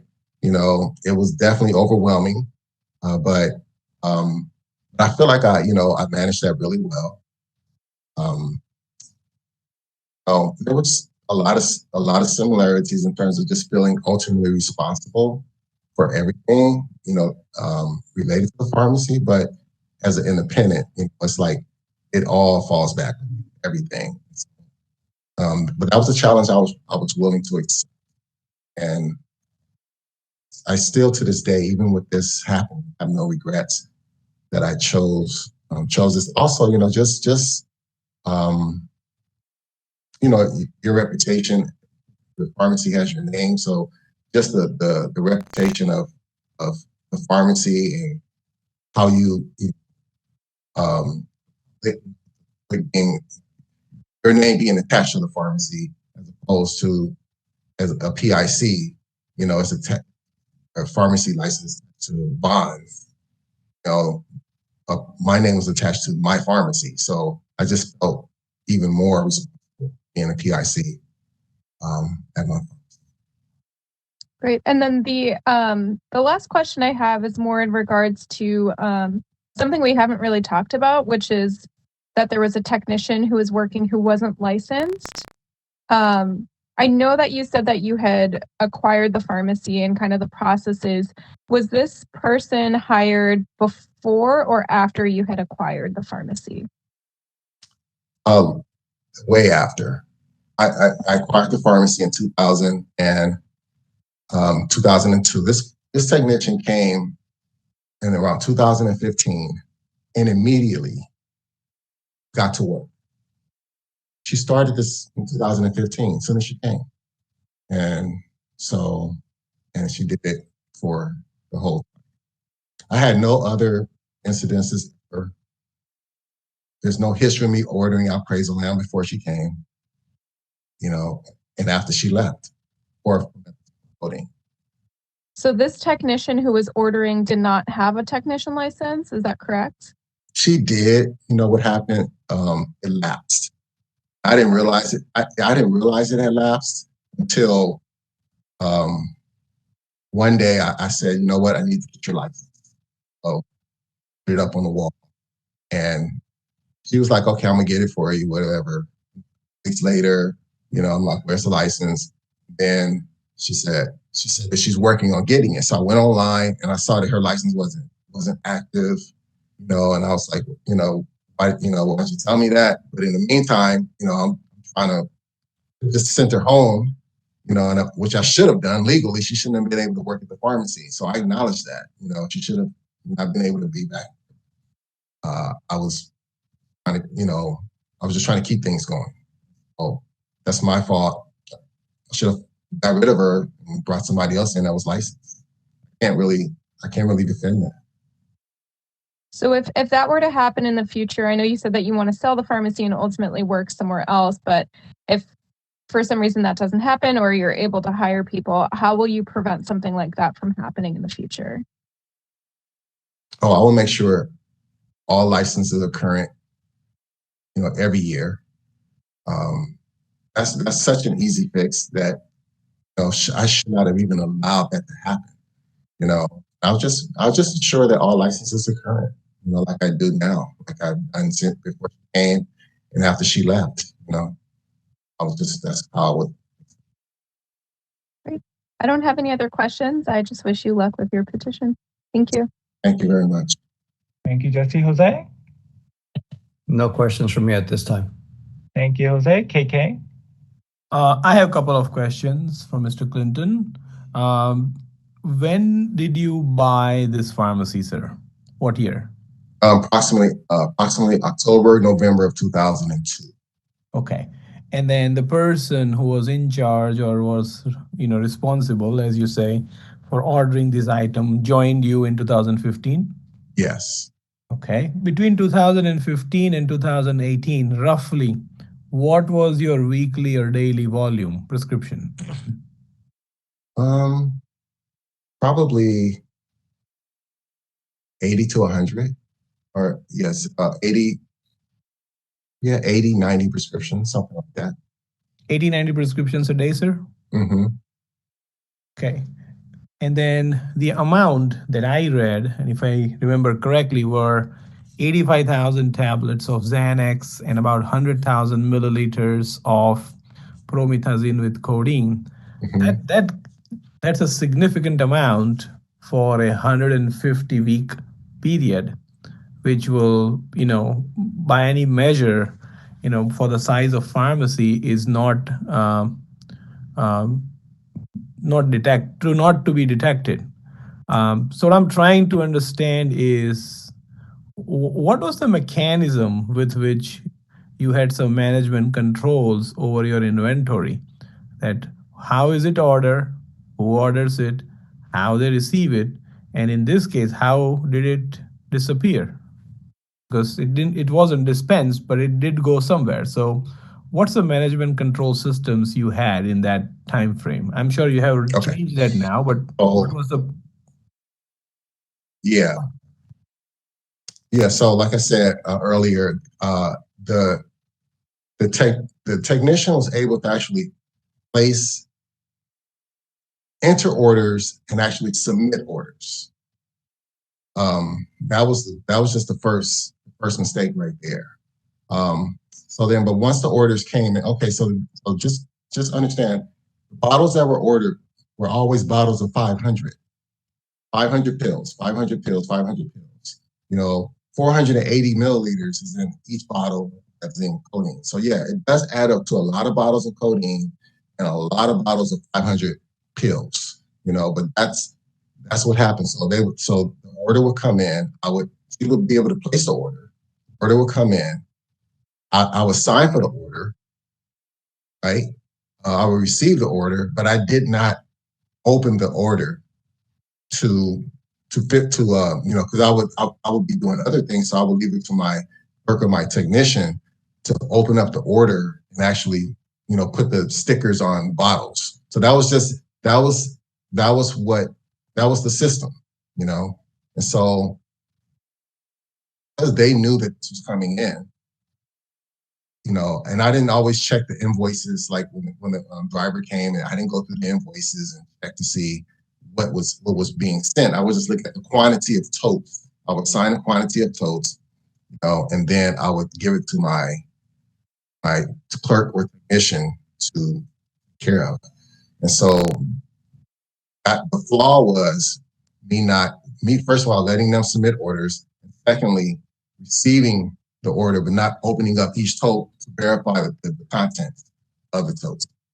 But because I wasn't doing either one of those things, and on top of that, I didn't have proper camera system. I had one camera, but it didn't cover all the blind spots in the pharmacy. So they knew what the blind spots were because I had a camera TV that showed the pharmacy, but it didn't show all the blind spots. So they kind of knew the system, So that's how they were able to get away with it for so long, because I did not know to even suspect it, And yeah, no way did I do that kind of volume. And I just didn't know until I got the call from the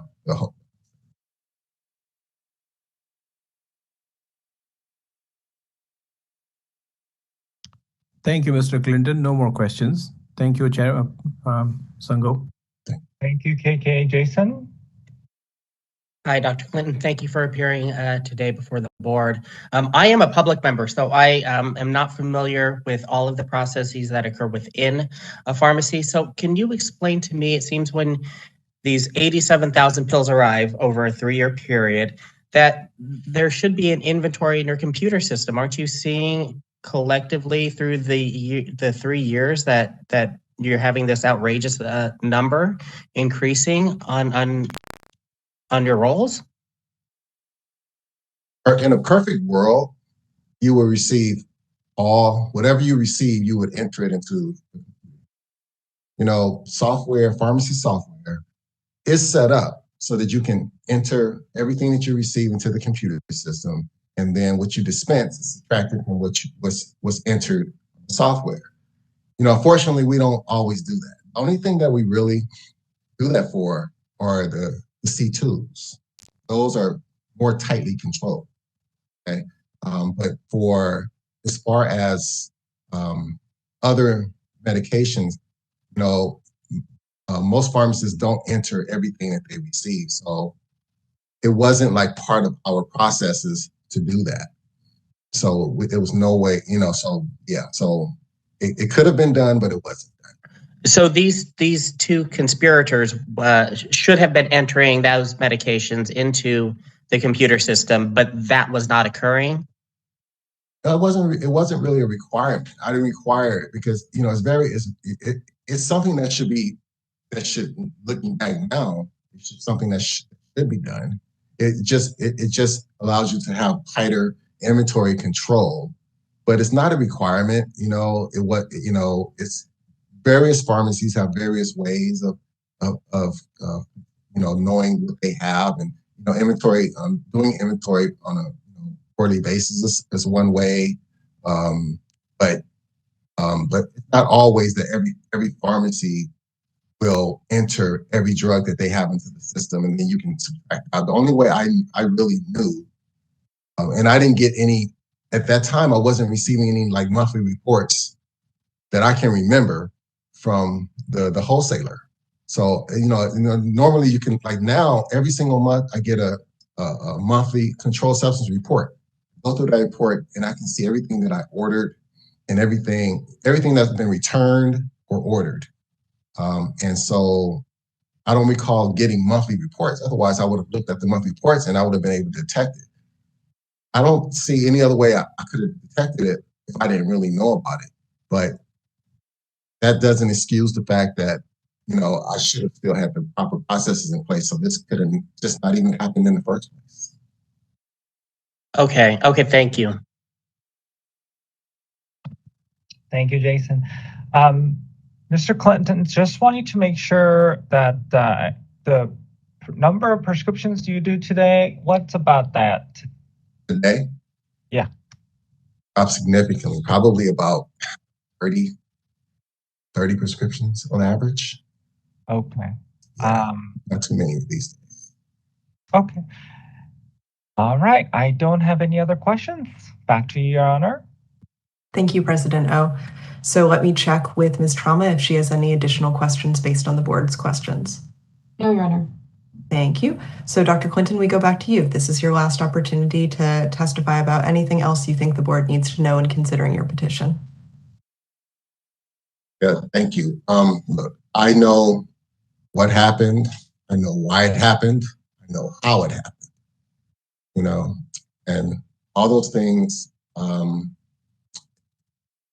I definitely will not allow to happen again. I mean, it was an easy fix. It was something that could have easily been fixed.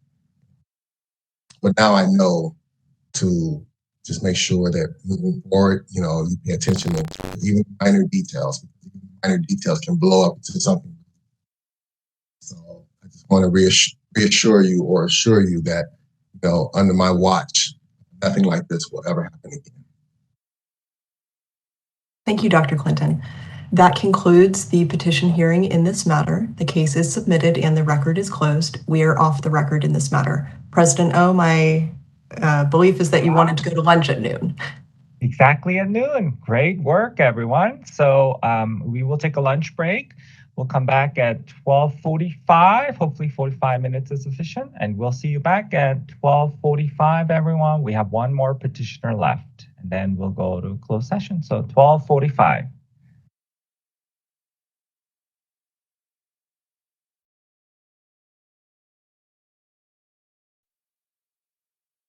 Maria?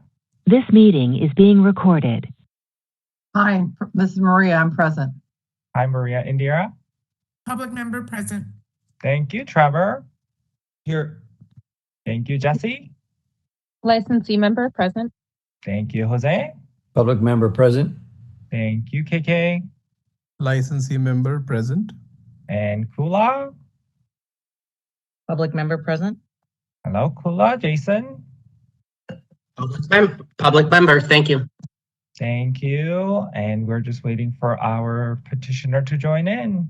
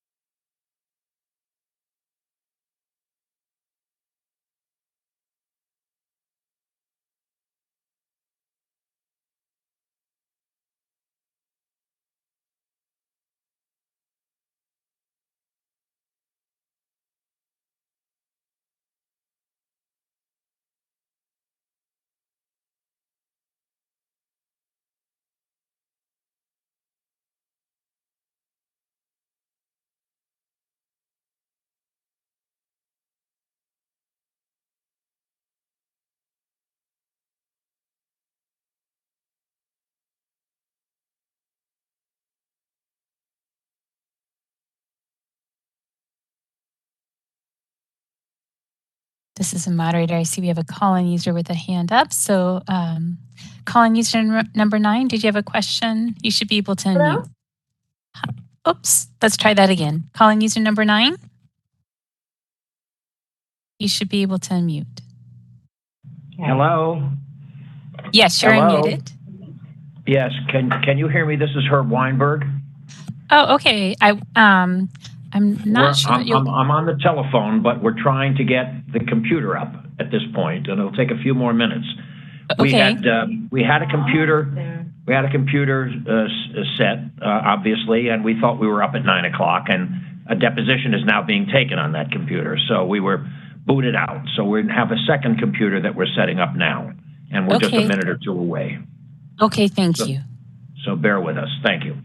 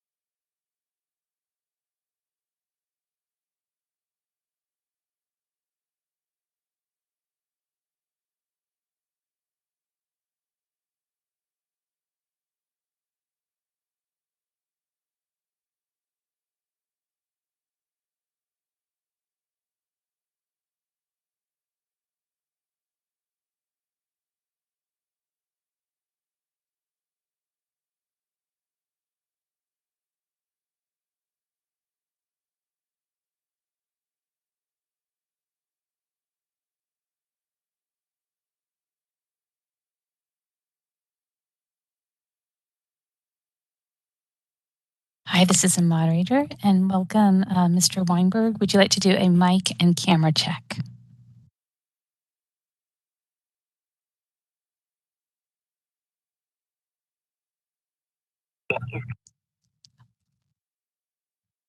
I'm sorry, Mr. Weinberg, can you try unmuting again? Yes. Can you hear? Okay. So, All right. So now we're on the. Can you hear me? yes. Good. And do you have a camera that you can turn on as well? Is there a camera? There you go. We can see you. Okay. All right, you're all set. Are we all set? Okay. Just another moment, please.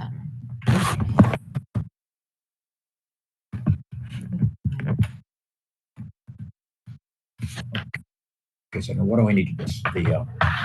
It's in the other room. Oh, there is none. No. That's just okay. Yeah. Just do this. All right.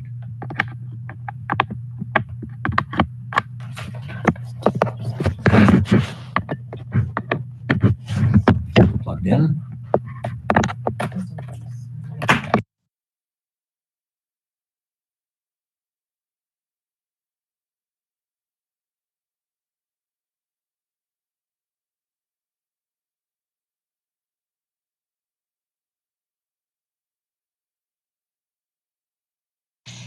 This is a moderator, and Mr. Weinberg, I did mute you until you get set up. So please unmute when you're ready. Can you hear me now? Yes. Good. Okay, so I guess we're ready. Mr. Weinberg, before we go on the record, I want to understand if you have any witnesses besides the petitioner that will be testifying. No, just the petitioner. And do we have all of the documents you intend to submit with his petition? That's correct. Okay. Is the petitioner there with you? Because right now I only see you on camera. Yes, he's off camera. And when the time comes for his testimony, we will switch this camera to him and I'll be off camera asking him the questions. Okay, I understand. Thank you. President O, are we ready to begin? I see the nod, so I'm going to go for it. We are on the record today to review the final of 5 petitions for early termination of probation before we, well, no, we were on the record when we did the roll, so we have established quorum. We don't need to do that. My name is Jessica Wall. I am the administrative law judge with the Office of Administrative Hearings assigned to preside over this matter. We're now calling the matter of the petition for early termination filed by Afshin Yoram Chamouni, agency case number 6671, OAH case number 2023030210. May I please take the appearance of the Deputy Attorney General? Good afternoon. Deputy Attorney General Nicole Trauma appearing on behalf of the people of the state of California under Government Code Section 11522. Thank you, Ms. Trauma. May I please take the appearance of Petitioner's Counsel? Yes, this is Herbert Weinberg, a PharmD. I'm an attorney with the Fenton Law Group, and Mr. Chamouni just left the room to ask for an assistance to make this louder. I don't know how to do it, so he'll be right back and he will introduce himself.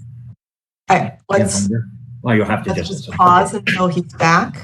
It's important that he be present unless he waives that right.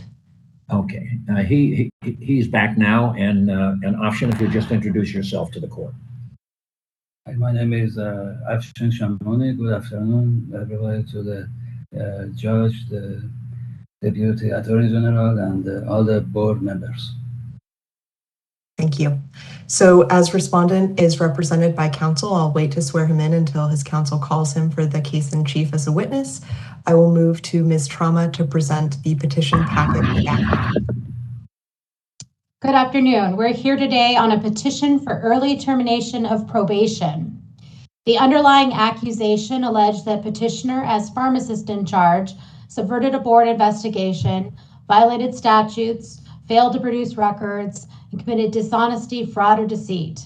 dispensed compounded medications to patients were written by non-California licensed prescriber without a good faith exam, and the pharmacy shipped medications to states without regard to the other states' licensure requirements.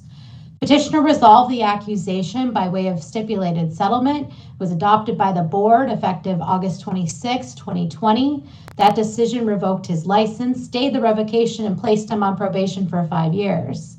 To date, he's been compliant with reporting to the board on a quarterly basis.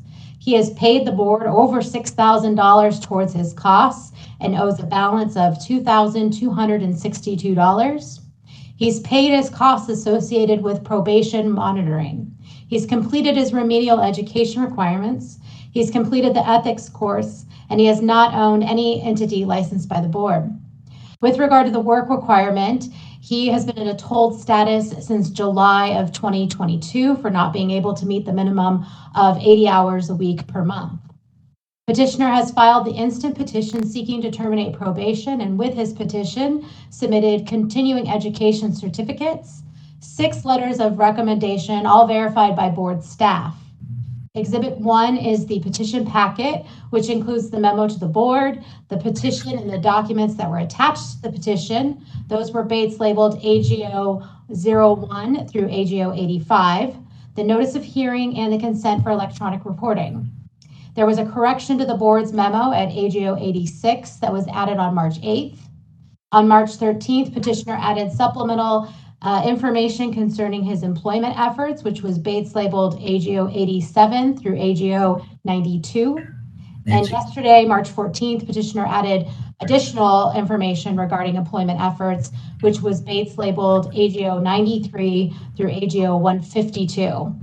The board members and petitioner's counsel have been provided with a copy of the same set of documents, and we request that Exhibit 1 be admitted by the court. Thank you, Ms. Trauma. Mr. Weinberg, is there any objection to admission of Exhibit 1? None, Your Honor. Thank you. Exhibit 1 is admitted. Now turn it over to Mr. Weinberg. Thank you. Mr. Weinberg, you may begin. Okay, I'm going to ask Dr. Shimoni to some questions now. Okay, I'll swear him in if he's going to testify first. So, yes, Dr. and he's Shimoni? going to testify. Well, let me make just a brief opening statement. Okay.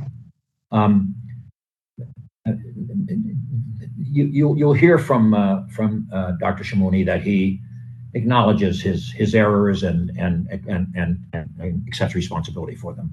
However, there were certain moral turpitude charges that were levied in the accusation. It's to those that we'd like to address ourselves today before we close. So, with that, Afshin, you're ready to testify.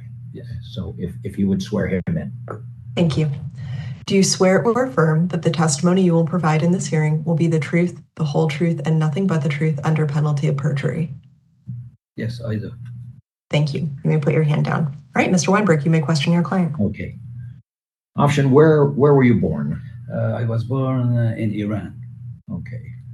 And when did you arrive in this country? Again, it was around August 1988. Okay. And did you speak English in your mother country? No. No. So English is your second language? Yes. Okay. And you were licensed to practice in the state of California in June of 2005, is that correct? Yes. Okay. And in all that time, except for the accusation, which is the subject of this hearing, were you ever disciplined by either the Board of Pharmacy or any other regulatory agency? No. So I'd like to address you now to the packet, which a copy of which I put in front of you. You might want to pull that over to you. And if you please turn to page 37. Now, for the court's edification, some of these numbers are overlaid over to other writings. So page 37, in the AGO 037 is page 11 of the accusation. And it deals with the fourth cause for discipline if the board, if the members would like to find this. And if you let me know when that's done, then I'll proceed.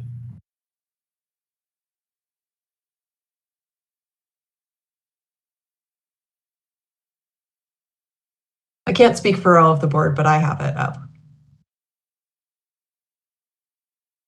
So may I proceed? You may. Okay.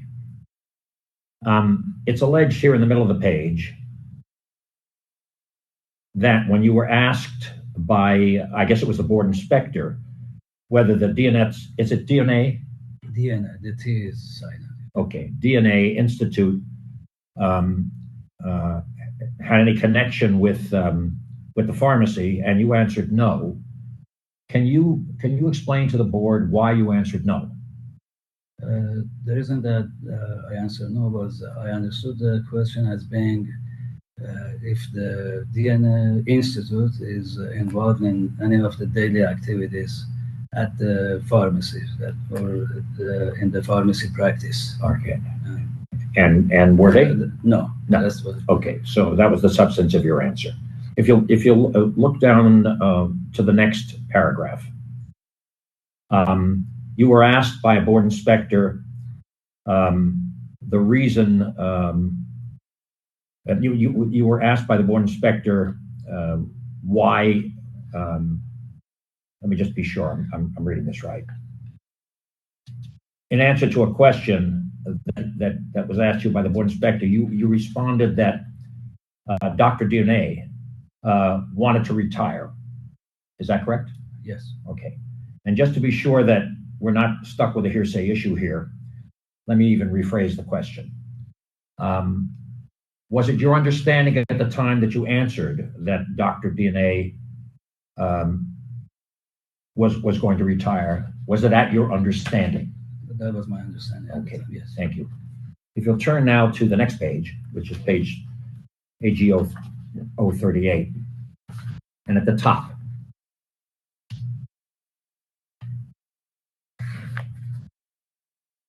it states that, this is a cause for discipline that states that the pharmacy was illegally shipping medications to the state of Florida in which it did not have a non-resident license. Is that correct? Yes. And were in fact shipments being made? Yes. Of that nature? Yes, and the shipments, we sent to Florida. Okay. And how do you justify those shipments to Florida? When I was hired as a pharmacist in charge, I believe it was September 2005, I kind of like, before I started, I went through the prescriptions that were dispensed, and I obviously, like, I went through like all the policies and procedures, and they had been shipping to Florida even years before I came. I was hired, and also I even went through some of the board inspections. There were all of the ones that were available, and none of the inspections, none of the inspectors reported that there was anything illegal being done, specifically as far as sending medications to Florida. And you just testified that you had reviewed some documents at the pharmacy, and you could see that this procedure of shipping to Florida had been going on for some time. Can you speculate as to how much time, or Objection, calls for speculation. Do you know how long before you arrived at that shipment started? I'm not sure. Mr. Weinberg, there was an objection. Yes, excuse me. Excuse me. Yes. There was an objection from Ms. Trauma. Ms. Trauma, would you repeat your objection? Yes, calls for speculation and lacks personal knowledge. Right. So I'm withdrawing and rephrasing. Okay. When you were checking on the shipments, the prior shipments, how far back? Was there an indication as to how far back this procedure was occurring? As far as I could remember, it was some of the documents that I saw were as far as 2000. Some I even remember some from 98, 99. Okay, so for many years. Many years. Okay, thank you. And you just testified that you looked at some of the inspection reports that had been given to the pharmacy prior to your arrival? Yes. All right. And when you reviewed those inspection reports, was there any indication in it that the pharmacy was doing anything illegal with regard to Florida? No. Okay. Are you now aware that such a permit is required? Yes. Okay.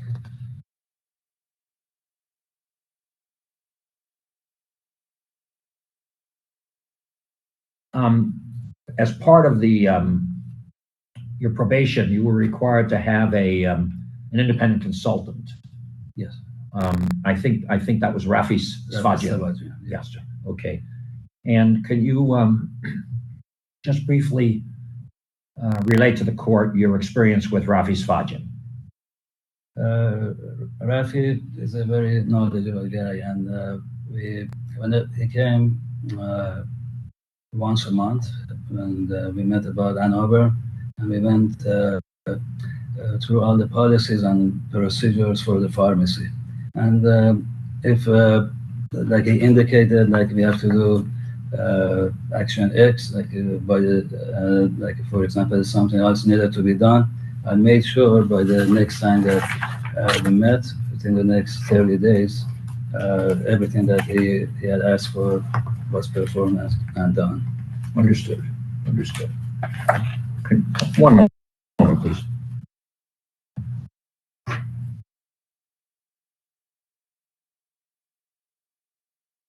Your Honor, I'd like to submit these documents into Mark, and submit, they are marked, but submit them into evidence. Is there any necessity to do that, or have they already been accepted by the court? My understanding is that they were all part of Exhibit 1, which has been admitted. Let me double check that understanding with Ms. I won't Trauma. waste the court's time with that.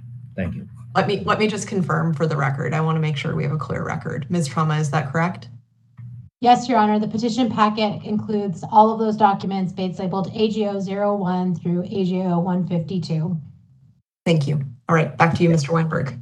Okay, thank you. Thank you, Your Honor. And so you submitted continuing education certificates. Yes. Were any of these certificates, did any of these certificates deal with the violations? In other words, were they remedial in nature? Did they deal with the violations that you committed? So every year I submitted 10 hours of remedial education. 5 hours were live, and 5 of them is what they call like a home study. Mm-hmm. And every year I submitted them, and they were very helpful and added to my knowledge. Right. Thank you. You continued working at DNF Pharmacy after the discipline was imposed upon you. Yes. Yes. And you were there as the pharmacist in charge. Sure, yes. Okay. And at some point, you ceased your employment there after 2 years of continued employment there after the discipline was imposed. Yes. And why was your employment? Why did you cease your employment? It was over the past year. It had been like challenging because it was the ownership wanted to go back to doing some of the things that we did before the disciplinary action, and if not every day, almost once in a while, they came up with things that they wanted me to do that were not according to the rules and regulations of pharmacy. And I guess after, it was back in June 2000, last June, and then finally it's just they call it, but they let me go, as they call it. Yeah, they let you go. Okay, so you believe that you were terminated because you refused to succumb to the pressure of the ownership. Yes. Okay. And you have been attempting to find employment, have you not, since then? Yes. Okay. I have been working very hard on that. I have asked friends, I have asked anybody, for example, I even asked the pharmacists in my neighborhood, some of them Pharmacon, which is on Olympic Pharmacy. Another one was ABC Pharmacy on Wilshire. And all of them say, okay, great, we like your experience, and I never hear from them. Okay. And it's most probably due to the probation. I also even tried to get a volunteer job to do the hours at places like Saban Clinic and or volunteer at Cedar Sinai. Even they said, even when you want to volunteer, we need you to have like a clear license. And I even asked the consultant, Mr. Sabatian, or the inspector that used to come usually to the pharmacy, and it just has been very hard to find a job. And except that, I have also tried to get a job mainly on ZipRecruiter. I have applied to as many jobs as I could, but unfortunately, I have been unsuccessful. And the record of your application online for those jobs, it comprises about the last 55 pages of this packet. Is that correct? Yes. Okay. As you sit here today, do you acknowledge that you were in violation of the law when you were practicing? Yes. Yes. Okay. And what have you learned from that? I have learned a lot. Also going like the main thing when we practice pharmacy is the main thing is the welfare and the healthcare of our patients, and within that we also have to be within the limits of the laws and regulations of pharmacy. And one of the main things that helped me a lot was the ethics course that I took through PBI. And when I was going through that course, sometimes it seemed like the presenters were talking specifically to me. So I learned a lot going through this experience. Okay. You stipulated to 5 years of probation in order to get a stipulated settlement. 5 years has not passed. Why do you believe that the board should agree to shorten your term of probation? Why do you need your term of probation shortened? To answer kind of the two questions that you asked, I admit again, I made mistakes. But the past 2 years, working at DNA was kind of like I went through again the same challenges, but I believe, thank God, through the help of through working with the inspector and the consultant, I was able to comply with all the rules and regulations, and also to comply with the terms of the probation. And also, if it pleases the court and the members, that it's very difficult to find a job. I understand that my probation is 5 years, but even the 2 years has been difficult, and it's very difficult to find a job. So I implore the members and the court to give me a chance of having an earlier termination for my probation. Okay. I have nothing further, Your Honor. Thank you. I'll go to Ms. Trauma. Thank you. Now, you were placed on probation for 5 years, correct? Yes. And you worked from August of 2020 to July of 2022, correct? Yes. And you were terminated on June 29th of 2022? Yes. And you testified that you thought they would let you go because why were you terminated? Can you? I could not hear the end of your question, so could you repeat that? Yes. Why were you terminated? Well,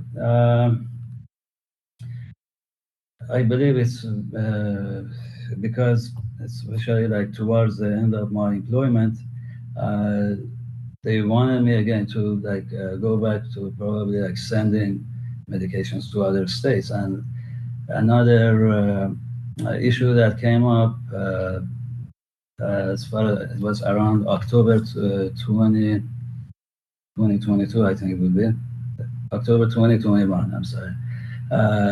The board inspector wanted the pharmacy to show proof that when we compound the medications that we do, they are not already available in the market. So I immediately ceased ceased compounding any of those medications that were stated, and this really, I guess, bothered the ownership.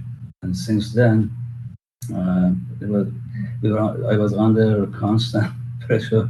They were telling me, okay, if it's not controlled substance, why can't we send it? And it was just getting very hard to work there. But I needed to work there because I knew that it would be very difficult to find a job since I'm on probation. Okay, so if I'm understanding you correctly, the owner wanted you to ship to states that the pharmacy didn't have a non-resident license to ship to? Yes. Yeah. And they also wanted you to compound commercially available products? Yeah, the question came up by the inspector whether it was addressed more towards the pharmacy, but I'm the pharmacist in charge, so that they should show proof that what was compounded at the pharmacy is not already available in the market. No, the owners wanted you to do that. What's that? The owners, did they want you to continue to compound those products? They wanted me to continue. Got it. Okay, you've not worked since July of 2022, correct? Yes. And you've been in a told status for roughly 8 months? And told status? Yeah. No, I haven't worked. I'm sorry. You've been in a told status since then? Would you define for him a told status? Okay, thank you. Do you understand what told means with your probation being told? Does that make any sense to you? No. No? Okay. I'll move on. You have not been successful in finding a job. Is that right? Yes. Okay. How many jobs have you applied for since July of 2022? How many jobs? I don't know the exact number, but I have been applying at least, I want to say, to 20 jobs a week. 20 a week? About, I don't know the exact number. Okay. Other than Cedars-Sinai, have you tried any other volunteer positions?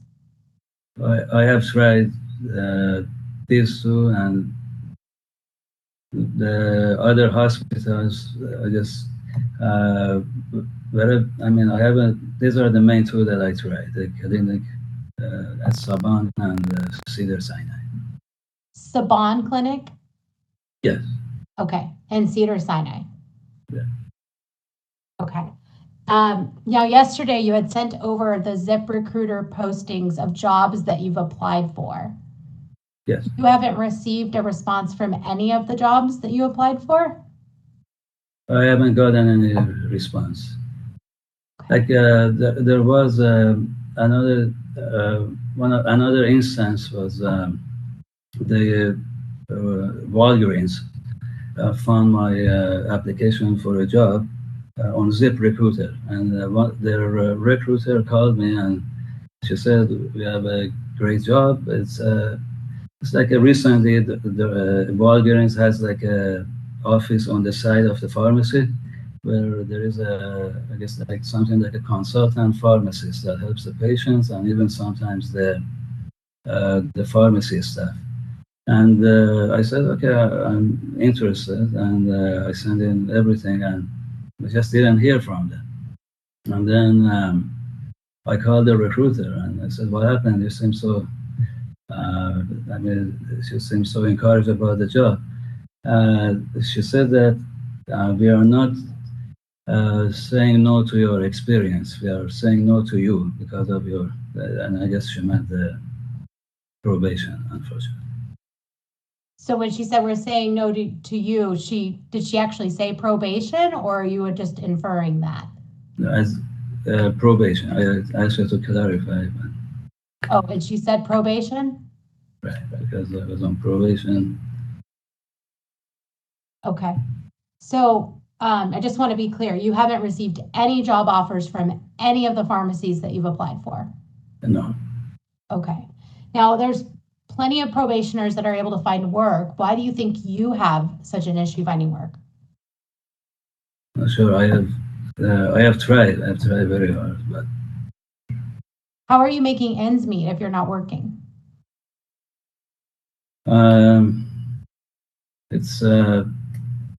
It has been very difficult. I have applied for unemployment, and it has been just very, very difficult.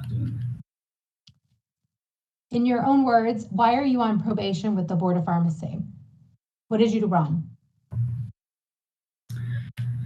I'm on probation because I made mistakes, and I should have known about those mistakes, like about sending the medications to other states. But unfortunately, at the time, I wasn't aware. But now, through going through doing the remedial education and going through the PBI and working with the consultant and the inspector, I think I have gained much more knowledge, and hopefully the court would give me another chance. Now, the accusation stated that you dispensed prescriptions written by a Dr. S when you knew that Dr. S was not performing examinations on patients, never saw the patients, and was not licensed to practice in California. Did you do that? Yes. Again, this has been the way that I was. The patient was seen by a second doctor, and the doctor who wrote the prescriptions for the pharmacy, based on that, wrote the prescriptions. Now, you testified that when you started at the pharmacy was already shipping to Florida. So you didn't question this practice because it was already in place? I didn't understand. Would you repeat the question, please? You testified that when you started at the pharmacy had already been shipping medications to Florida. Do you recall testifying about that? Yes.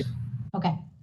So is it fair to say that you didn't question this practice because it was already in place at the time you started? Right.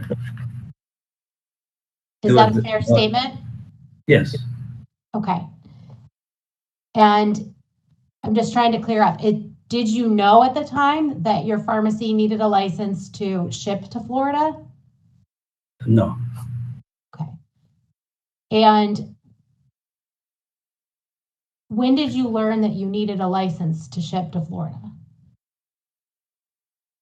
After the accusation came around, and I already going through all the remedial educations, and then I became aware, and as soon as I knew that we stopped shipping to other states that they didn't have a license for. You indicated in your testimony that you took the ethics course and you felt like they were talking to you. In what way did you feel like they were talking to you? I didn't hear it. In what way? In what way did you feel they were talking to you in the ethics course? The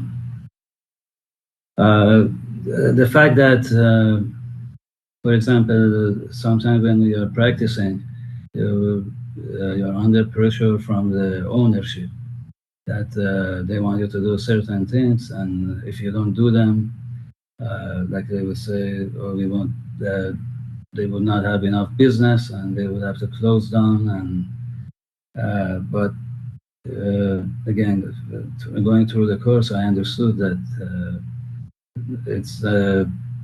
it's not obviously it's not as important what the owner of the business says. The healthcare and welfare of the patients and making sure that everything is in the pharmacy is performed under the laws and regulations of pharmacy. Okay, so what are your plans if you get off probation, if your petition is granted?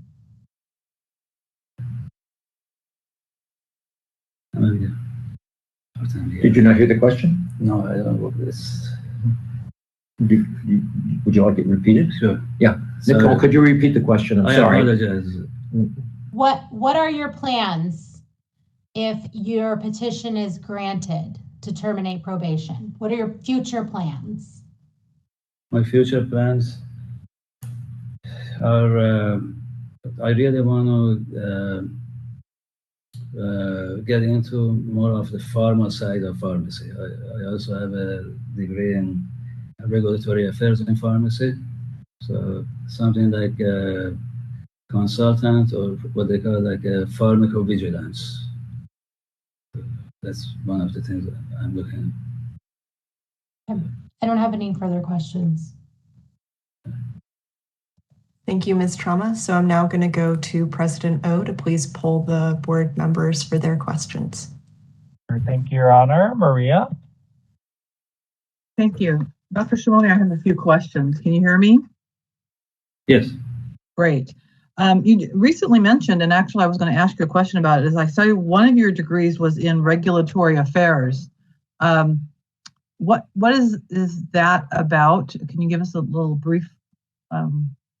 Regulatory affairs is like you could with that you could get a job in a pharma that you work as kind of like a consultant for them as far as filing petitions with the FDA from the beginning of drug development to when the drug is in the market.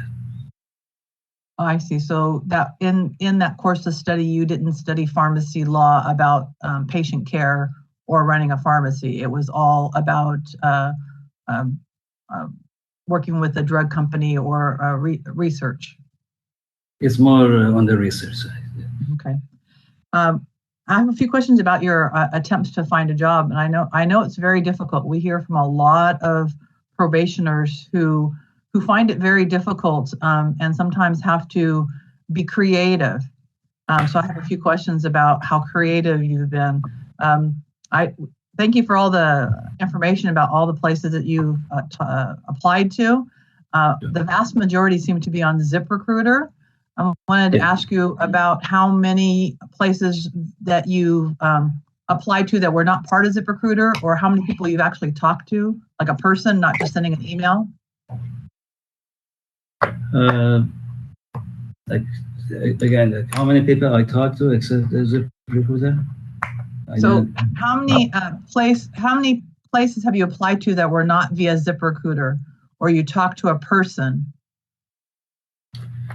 These were the ones that I mentioned before, like the ones that were in my neighborhood, like Pharmaca Pharmacy, which is at the corner of Doheny and Olympic. I went and I spoke with them. It was back in August. It was a very nice pharmacist, but unfortunately, I think they closed early September, if I remember. I also went to another pharmacy called Olympic Pharmacy. I spoke with their manager, and he was very receptive in the beginning. And he said that he likes to add compounding to his pharmacy, and he saw that I have experience in compounding. And I never heard back from him as well. And another one was ABC Pharmacy on wheelchair. That I think I even remember his name, Sherwin. And again, he was very receptive. And he said that they have two pharmacies. One is on wheelchair, and the other one is in the, I think, in the valley, and they do compounding. And unfortunately, I didn't hear from them. And there was the last one that I remember is the Lapeer Wheelchair Pharmacy. I went in there and I asked, I gave them my resume, and again, unfortunately, I didn't hear from them as well. So it sounds like you contacted several in your local area. Have you gone outside of your area, someplace maybe outside of LA? As far as going in, no. Would you consider positions that were further out, that maybe you had to drive an hour? If I have to, yes. If I find a job, sure. Okay. Thank you. That's all my questions. Thank you. Thank you, Maria. Indira, any questions? No questions. Thank you, Jesse. Any questions? I think you may have skipped Trevor. Oh, yeah. Sorry, Trevor. I was going to go to Trevor after you for some reason, but go ahead, Trevor. That darn alphabet. I have one question, couple clarifying questions on a certain point. You said you were fired, let go from your pharmacy. Just to clarify that, were they asking you to break the law? You did not break the law, and that is why they fired you? They didn't like directly come and ask me, but yeah, they were like it wasn't once in a while, it was almost on a weekly basis. Like, why can't we do this? Why can't we do that? And I'm like, we already talked about it. And this is what I am on probation, and the pharmacy is on the probation. And but they just came like from, how do I say, like from different directions or in different words. But it was almost the same thing. And so, because one of the things that's going through my head is thinking you've obviously been through a disciplinary proceeding. You know what the reporting mechanism is. Did you ever feel the need to report this pharmacy that was pushing you to do something that may have been illegal, or did it not rise to the point where you didn't think you needed to report the pharmacy for what they were asking you to do? No, because I was the pharmacist in charge, and I did not like whatever was in the pharmacy, I did not allow it to go against the rules and regulation. Okay, awesome. Thank you. That's all I have. Thank you, Trevor. Jesse?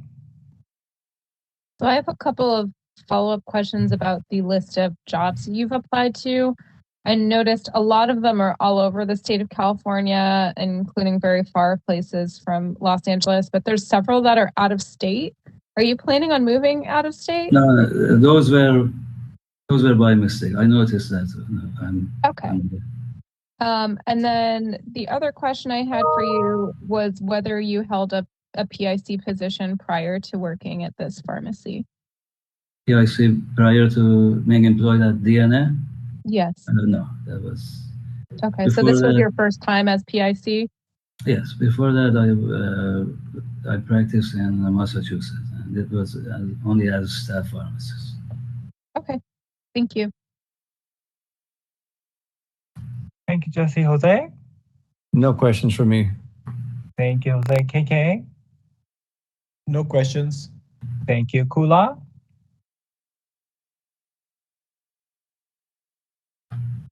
No questions for me.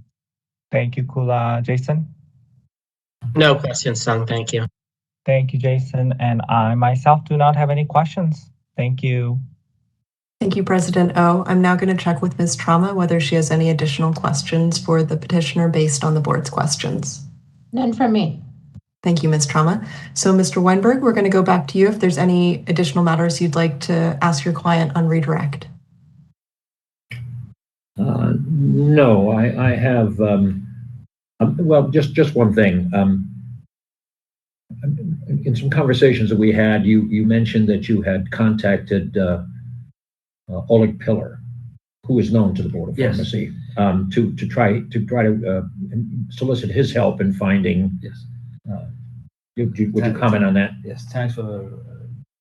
Yes, I spoke with Oleg at least a few times, and he really looked hard, and unfortunately we weren't successful. And also Mr. Weinberg, he's right, like because he knows a lot of pharmacies and pharmacists, and again, unfortunately, we were not successful to find a job.